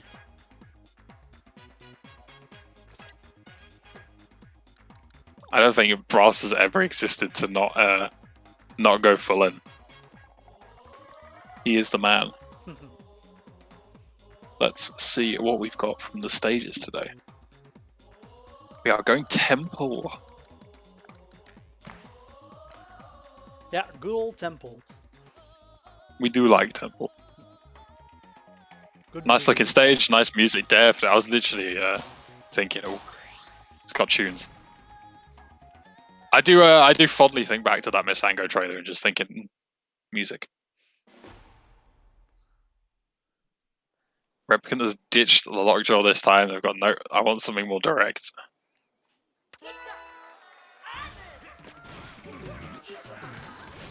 Yeah, I mean, Grim definitely, like, Grim just equipped the boomerang right now. Definitely, I think they want a little bit of that. Oh, did we? Did we? I didn't even register that you said that. I think we're both fully along the Chillerang. No. I was like, that's a boomerang on his side, but I didn't see which one it was. Oh, so you called it the correct arm, and I just thought it was normal for it to be the wrong name. See, I am losing my mind. Don't worry, you can take a nap after that. Oh no, I've slept too much today already. I'm awake. I need to see this. I need to see this action unfold. Speaking of, good knockdown and good grab here from Grimwood. Yeah, Rep kind of kept it for a little while comfortably, and then Grim just went, nope, we're going in, and a short while is all it can take.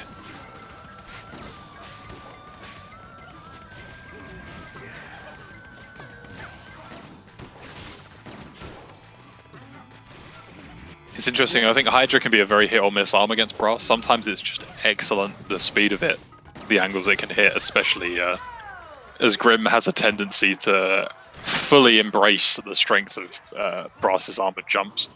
Yeah. But sometimes it can get a little tricky, as it can't batter through a barrage of arms the same way Glove can. True, and I mean, even then, even if we can see Brass jump at people, I don't really see him as an aerial character in the same way as like Coil or Ribbon. It's weird, you know. But yeah, It's I guess that's why Rep ditched the Hydra. It wasn't working out. Definitely, Roaster's just Roaster's nice. It's a solid arm against Brass. But Grim's not having it. He said, "I don't care what you're bringing to the table." Yeah, we're just gonna beat you to death, literally. Polo is completely lost here. All it takes, just a little bit of Tri-Blast. Sorry, Tri-Bolt, not Tri-Blast. There was no explosion there. Yeah, no explosion. A little bit of stun.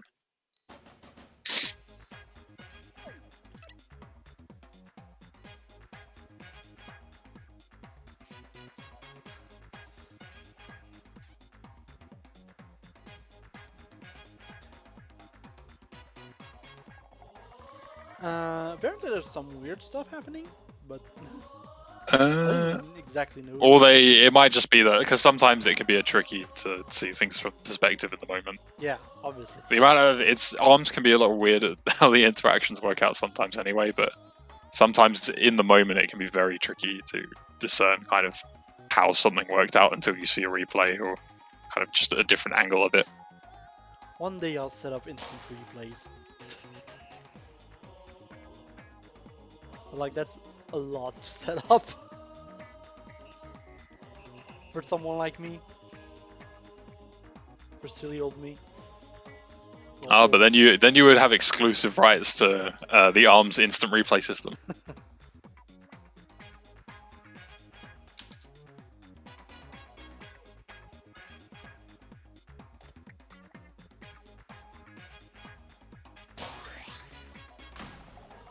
We are going to Temple again. Yeah, we're going straight back to Temple. And the Lockjaw set comes back. Yeah, that's Lockjaw that's back. Phoenix and Nade. Yeah. We're seeing Nade Phoenix. This is an interesting one. A bit more high pressure, Phoenix to the punish. Grimwood going with what he knows works. Yeah. I think Replicant recognized that he had some trouble catching Grimwood's movement. So he was definitely, like, I mean... let's try Phoenix to try and catch the Brass. Yeah, Phoenix is definitely a good one for that. It launches quick, you can catch different arcs from it, so it covers any range that Grimwood's going to be moving in. Plus, again, And it can be tricky sometimes to...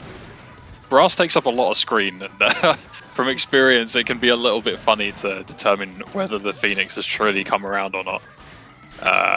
So I think perfectly fair, especially with Nade to back it up. Just add a little bit of pressure to keep Grim kind of where Replicant wants him.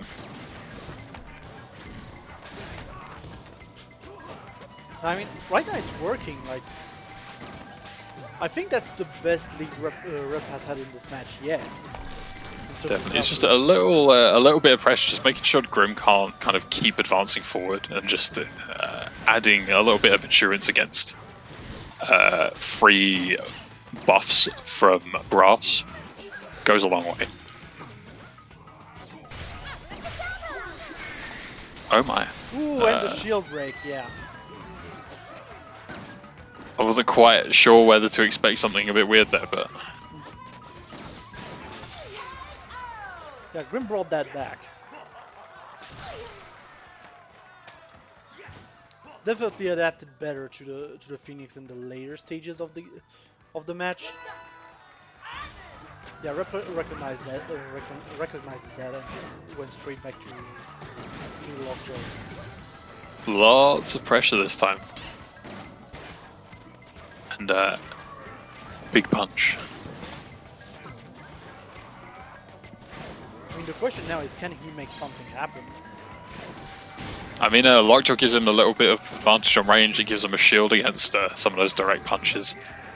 So potentially, especially if he can keep the pressure up with those charge punches just to get the Lockjaw projectiles off. But...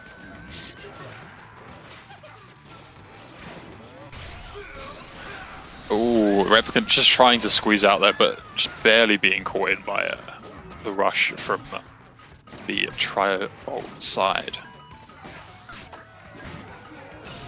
Big grab here. This is not looking good for Rep. Do get a rush in. Nice 410 damage.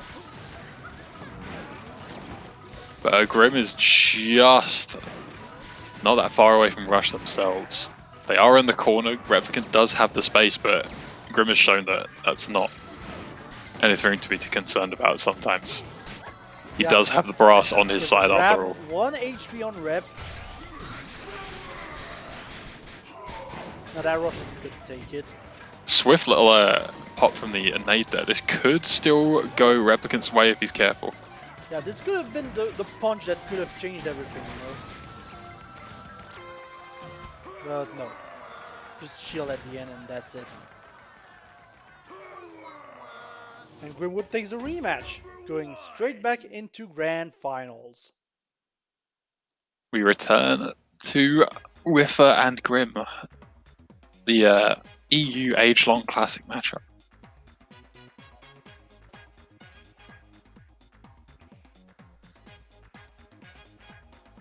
Let me just prepare that real quick.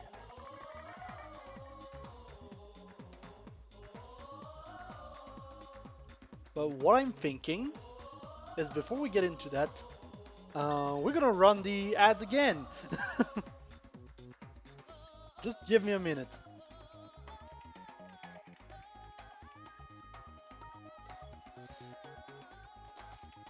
So yeah, once again, next week, the ARMS EU PR Invitational is happening. 8 of the best players in the region fighting it out for a prize pot of currently 30 euros, but you can contribute at in the prize pool. So make sure to check it out. It is on April 17th at 7 PM CEST. Also, on Wolf TV side, we have Dems Fighting Herds, the tournament at Battle for the Den. This is a worldwide tournament, everyone can join. It's happening on April 17th at 10 PM CEST. So, Dems Fighting Herds, a very good game. Roll back, everything. Make sure to join. And finally, on April 18th, we have Dragon Ball Fighters for Nintendo Switch for Europe.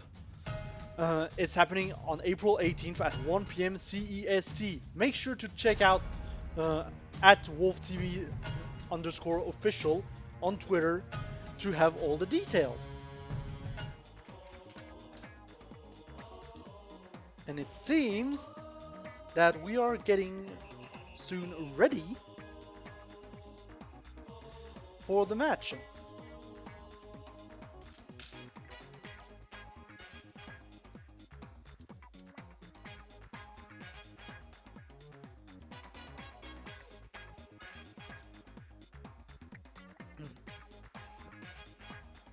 I just went to. I was talking. And I was like, hold on, forgot to unmute.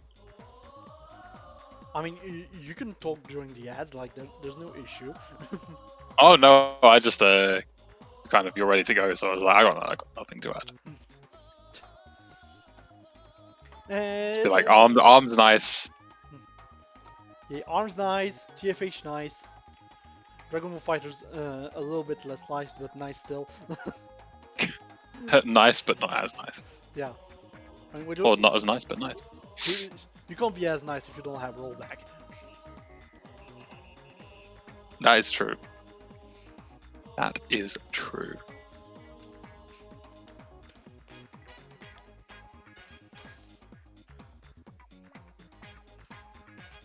So yeah, seeing that we've already seen Rifa vs Grim in winners finals.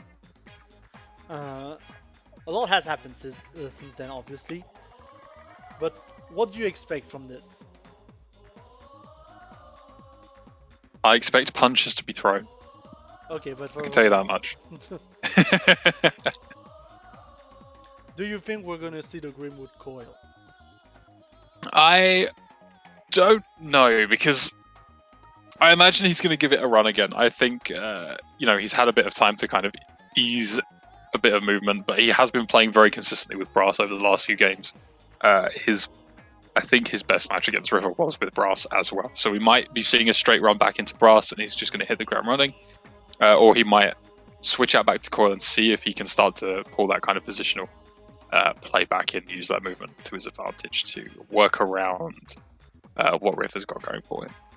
Yeah, that's what I'm thinking as well. Also, technically, Rifa has a big advantage going in here. He's going into winner's side. So, obviously, if he needs to, he can quote-unquote throw out a game to throw off his opponent. Try and throw off his opponent. Which can be really big going into Grand Finals. Indeed, there's not a lot of wiggle room for Grim immediately, so it's down to. But although saying that, he's not been afraid to experiment sometimes in the past. Like he will start a set and he will go, right, I'm going to stick this approach. Let's see what we can accomplish. True, but I'm not exactly convinced that Grand Finals loser's side is the place to experiment. I mean, I say experiment, but he has been known to play a set and see if he can. Kind of get the angle again. So I wouldn't be surprised to see Coil. I expect him to pull out, Cobra or something, but I would expect to see maybe a game of Coil and then him to kind of eke that out, see how it goes and evaluate, and then potentially switch back over into Brass if it looks like it's going the same as before. Or he might just want to, again, hit the ground running. Yeah, I'm definitely thinking maybe one game.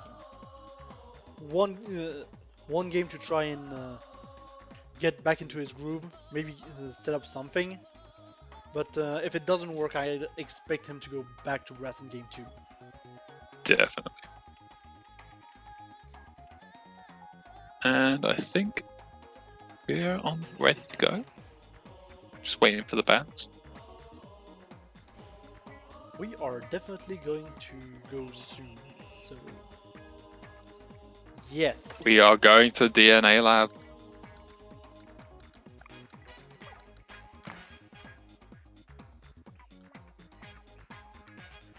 I do not know, honestly, how DNA Lab would influence this matchup right now. I mean, if Grim is playing Brass, it's going to give Riffer a lot of maneuvering room around him. If they're both playing maneuverable characters, if Grim does decide to go Coil, then it just is a big arena, lots of options for approaching and kind of playing around each other. So we will see. Yeah, we'll see how it goes. But either way, this should be very interesting.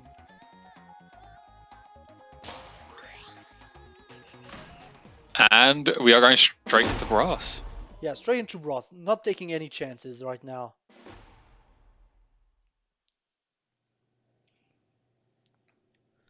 And we've got Misango. I believe Riffer played a full set as Ninjara last time, right? He did. And then we've got Siki as well. which I imagine Replicant will be pleased to see, given his love for explosive arms in that variety. But definitely an interesting one. I think I've seen Ripper play this a few times. It's definitely an interesting set, especially against Brass. It's a bit of a funny one, but the Seiki static cloud can be shockingly in the way as an obstacle, but Grim is just jumping straight in. He's like, nope, you're not having a chance. Yeah, right now it's I'm not giving you the room to get this. I'm not giving you the room to make this work. Yeah, quick round. Like, we're done. We're done. He's sticking with the Seiki though. He's sticking with the Seiki. I feel like it wants to backfired make it more work. than anything though in the previous round. But you know, I'm not playing. I mean, I've seen it work very well. And again, it's a very weird arm for Brass, especially on a stage that's quite long like this. So who knows? I mean, he's definitely much more reserved in his position this time. Riffa seems more comfortable this game, like he's kind of gone, alright, I'm using Seiki. Yeah, it's like, okay, I'm trying this. We'll see if it works. Maybe it will work in the long run. Oh, that's gonna big hurt. Punish, big That's punish. gonna. Oh, it what Not gonna that get the juggle full was a rush. little bit weird. Yeah, I was wondering if we were going to see a replicant style super rush there, but I think Brass has no kind of shield. bounced forward off the back of the stage a little funny. Ripper recognized that he had no shield and had to get out of here. But wasn't enough. Oh, this is tricky. It's only going to be one punch of the roaster away for Riffa here. I think even uncharged, but the damage could add up quite quickly. Yeah, like Seiki is a very damaging arm.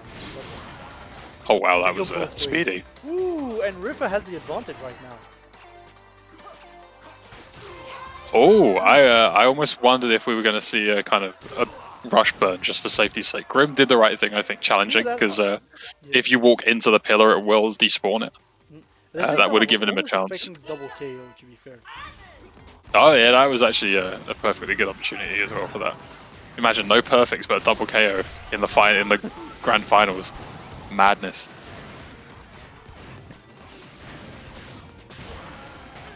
Riffa's definitely starting to get that comfort zone in on the set this time. He knows what he's doing. Yeah, he's definitely getting much better. Just that explosion interrupting the rush right away. Grim already at 25%. This is what I mean. That's kind of cloud. Yeah. And we're done. Can be strange to get around. We're done. That's it. That's first game to Riffa. What a strange game. We had a very kind of midway round two. We had Riffa being stumped in the first round, and then Grim taking a beating for the Seiki in the third. Yeah, but first round is like the warm-up round. It's like, I'm trying to see how I can make it work. Just getting the download slowly but surely. I mean, luckily it was a case of things moving forward rather than Riffa kind of going, right, we're going to make Seiki work, and then spending 2 rounds going, oh. So it's interesting that we got to see that transition into a comfortable play rather than just something that happened. I didn't see the stage. Oh, hello. Buster Beach. Okay, Buster Beach. Buster Beach.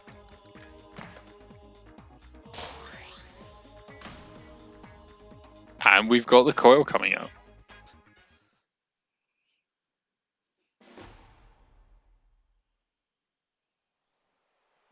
Yeah, the coil's coming up. Riffa's same set, no Seiki this No time, Seiki, which no I think is fairly sensible given Coil's range of movement. Yeah, I can see Coil being able to easily snuff out the Seiki. So that's fair.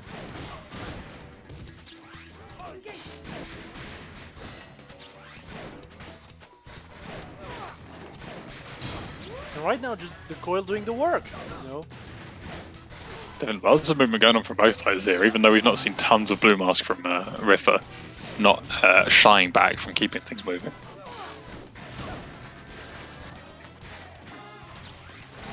Yeah, but it's just overall, I think this set is very good at snuffing out Riffa's movement. Just Definitely, it's a lot of high pressure. I mean, Toaster tracks nicely. Nade is chock full of explosions and denial potential.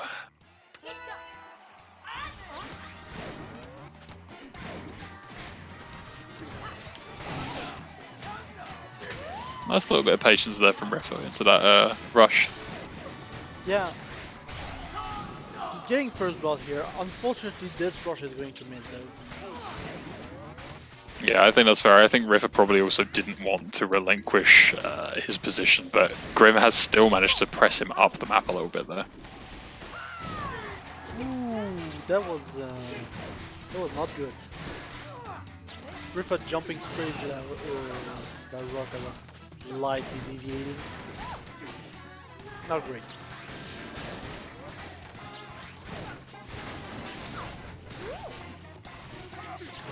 But things are fairly even right now, though. Yeah, it's fairly even. You can see again Riffa trying to get back into his groove, like just like previous game, you know, just like the previous game.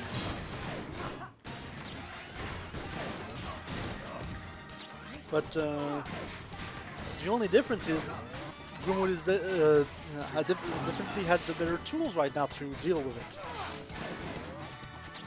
Yeah, I mean, he's quite comfortably waiting as well. He's not going to go, I'm just going to throw the rush, and he's going, no, I don't need to throw a rush right now. We're going to get rid of that yellow mask. I can keep pressuring you from here. I can keep damaging you from here. And, oh. I don't know what knocked him out of this rush. That was the explosion on the nade.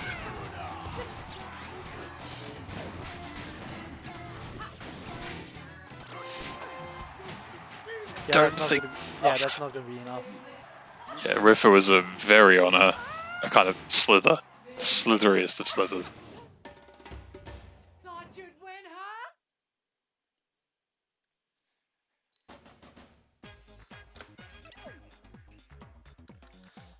Yeah, we're going straight back to Temple then. Very quick decision there. Yeah, quick decision making. Riffa doesn't want to waste any time looking for those big open spaces. Yeah, I mean, Grim's not making it easy. They're going straight for the DNA lab ban. He's like, no, you're not having it. You're not having Ninja. You're not having DNA. You're not having anywhere you can get any room to maneuver. I mean, having Temple is still pretty good though. Temple's definitely a nice middle ground, but it doesn't, again, it won't afford quite as much space as Ninja and DNA lab. Wow, that took a little bit of brain power that didn't want to kick in for a moment there. It's a much more even playing field. Yeah. I think there's a reason why it's a stone.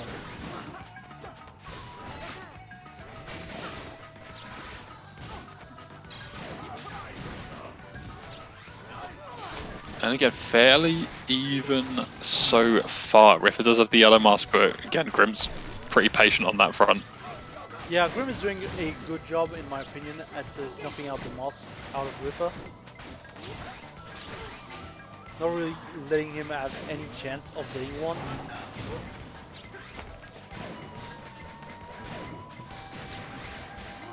But we all know how fast it can snowball once Misango has his masks.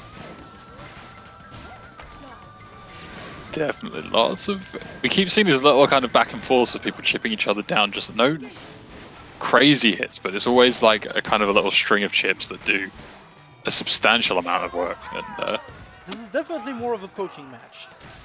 Absolutely. Oh, the Ram. Not an arm you see super often these days. Unless it's a junior, of course. Or Smash. See a lot in Smash. So it can be a bit of a tricky one. It's not always super consistent. Ooh. It's not quite as devastating as it used to be. But good defense here from Riffa. Just blocking the first part of the rush, but managing to jump out of it and then punch him. That was really good. Actually, I almost suspected the Chakram to hit back on that there, but Riffa got the confirm before he could kind of fully complete an arc.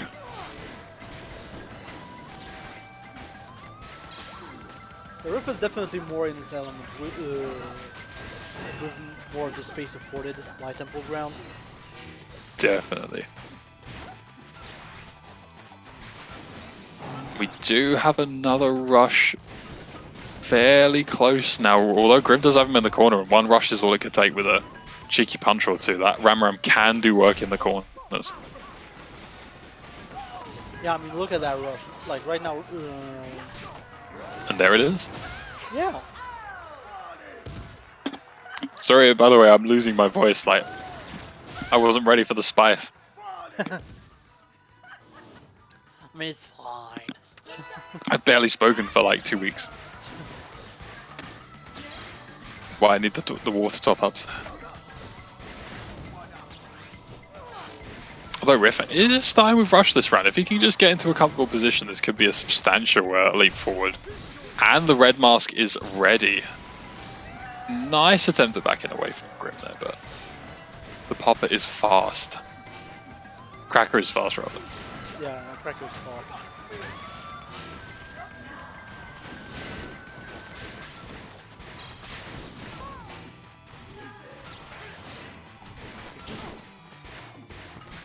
Riffa's movement right now on this run is immaculate, honestly.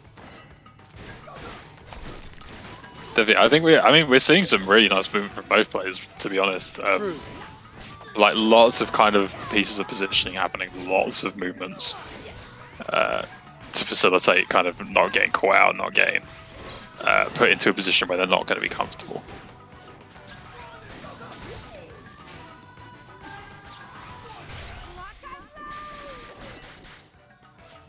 Yeah, a little bit of an obvious rush, unfortunately. From Grim. From Grim. The Coolerang takes, and that is the second game for Riffa. So one more and... Yeah, one more and Riffa wins. Oh, we are going back to Buster Beach. This could be a take for Grim based on how things went in the last game. But we shall see. Has Riffa kind of sussed it out? Is he nice and cozy?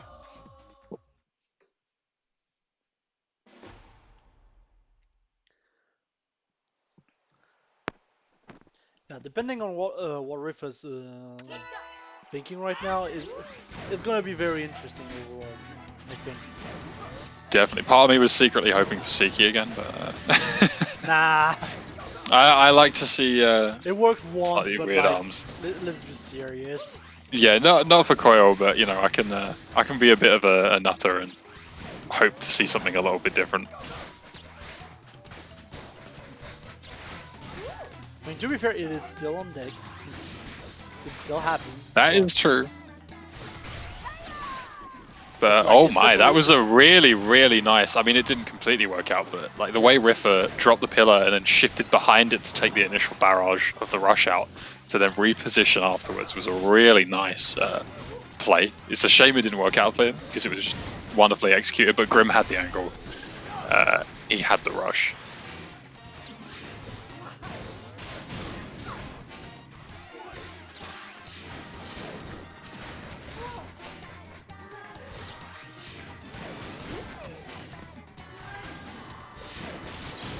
This is getting close. Like at the same time, Riffa's red mask is really was really helping him. At the same time, you have to be aware of what's coming your way in order to not be KO'd. Yeah, just like that, Riffa is one round away from winning. Hello, Grim. 70. Oh, it's Riffa getting the yellow mask very early on the rotation, followed up by the rush, is definitely going to slow things down a little bit. If it was a slow rotation, Grim could have jumped in with the rush very quickly.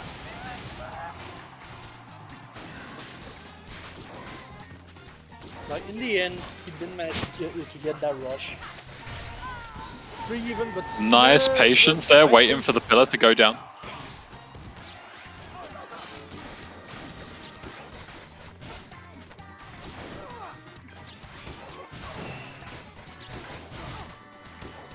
So this could very well come down to third round here. Grim is in a very comfortable position this round. Yeah, I definitely think we're looking at round 3 here. Although, like, if Rifa comes back from this, like, I'll be impressed. And it's totally possible. Definitely, it's getting closer and closer with Rifa having Rush, having that red mask for a moment, but Hydra, Hydra doing its job. Yeah. Both players have Rush. This is, getting the yellow mask straight away, but Rifa didn't take it, interestingly. Yeah, Rifa didn't take it.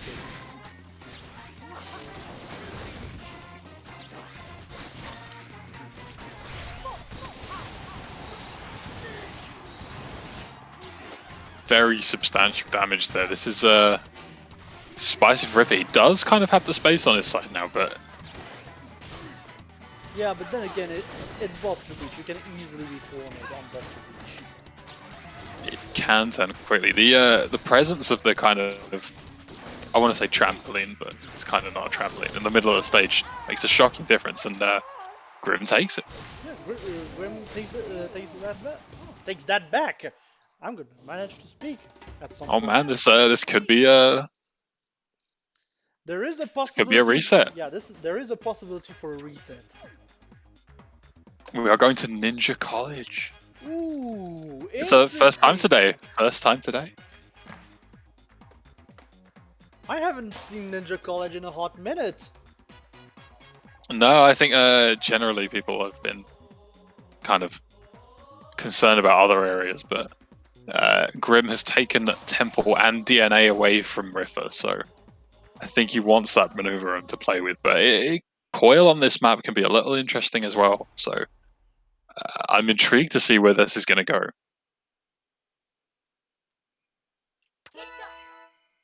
And we see the C key, and he's got the high ground, so this could be very interesting. Yeah, straight back to the C key. Like we've been saying a lot that the C key against Coil might not be the best.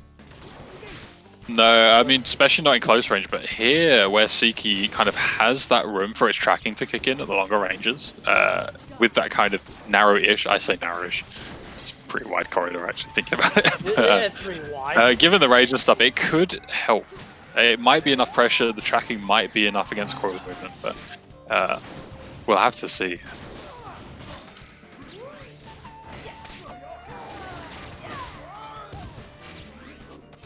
There are a lot of places for Grim to go on this map, so... Yeah. I mean, right now the map is favoring Grim a little bit more. Especially if he goes up like right here, yeah. He's very hard to hit. Yeah, nice try from Rifa there to try and kind of eke that situation out, but... Yeah. Grim is in a very comfortable position on the map here. Yeah, so far I'm really not convinced about that pick. Really not convinced. I can definitely see where he's coming from, but the C key's an interesting pick. And we go straight back into Coolerang.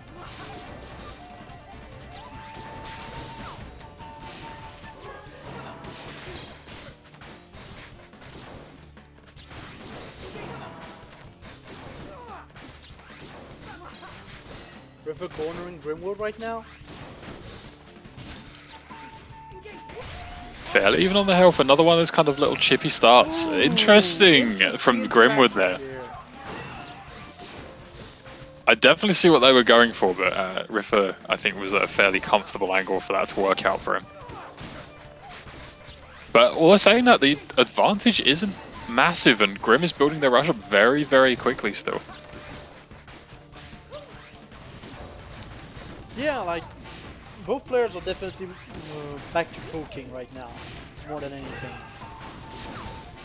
Definitely, although Rifa wants this, he doesn't want to let Grim take this round and reset the bracket. Oh, definitely. The ferocity is coming out. as is the blue mask, which we haven't seen tons of today. Ooh, attempted a cheeky grab here, but it didn't work. I think it was just a wee bit too long of a distance for Riffa to make that comfortably. But, can't blame him for trying.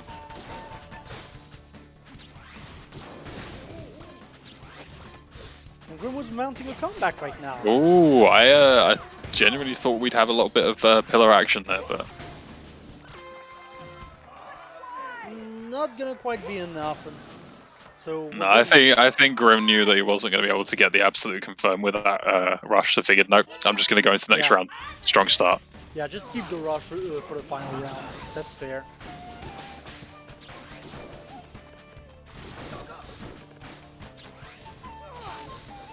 But yeah, game 5, round 3. We love to see it. No hits yet. There we go, first blood. Grimwood goes down. Riffa's really trying to hold kind of central position on the stairs, not trying to let Grimwood kind of reposition into a higher point. Questionable, in my opinion. I don't know. I feel like, I mean, it's unfortunate it didn't work, but it was a very strong push forward, and it did give Grimwood the high ground.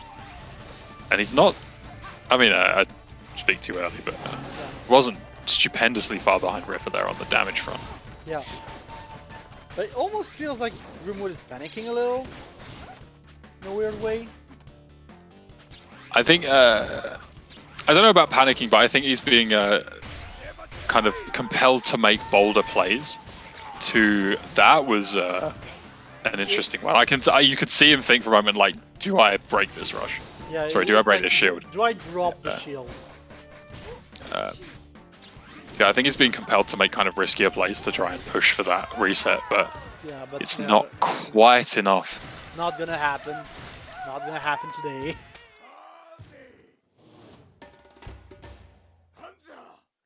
Almost, very, very almost a reset there. That came down to some pretty close stuff, and a very interesting pick there from Riffa for the final stage, that's for sure.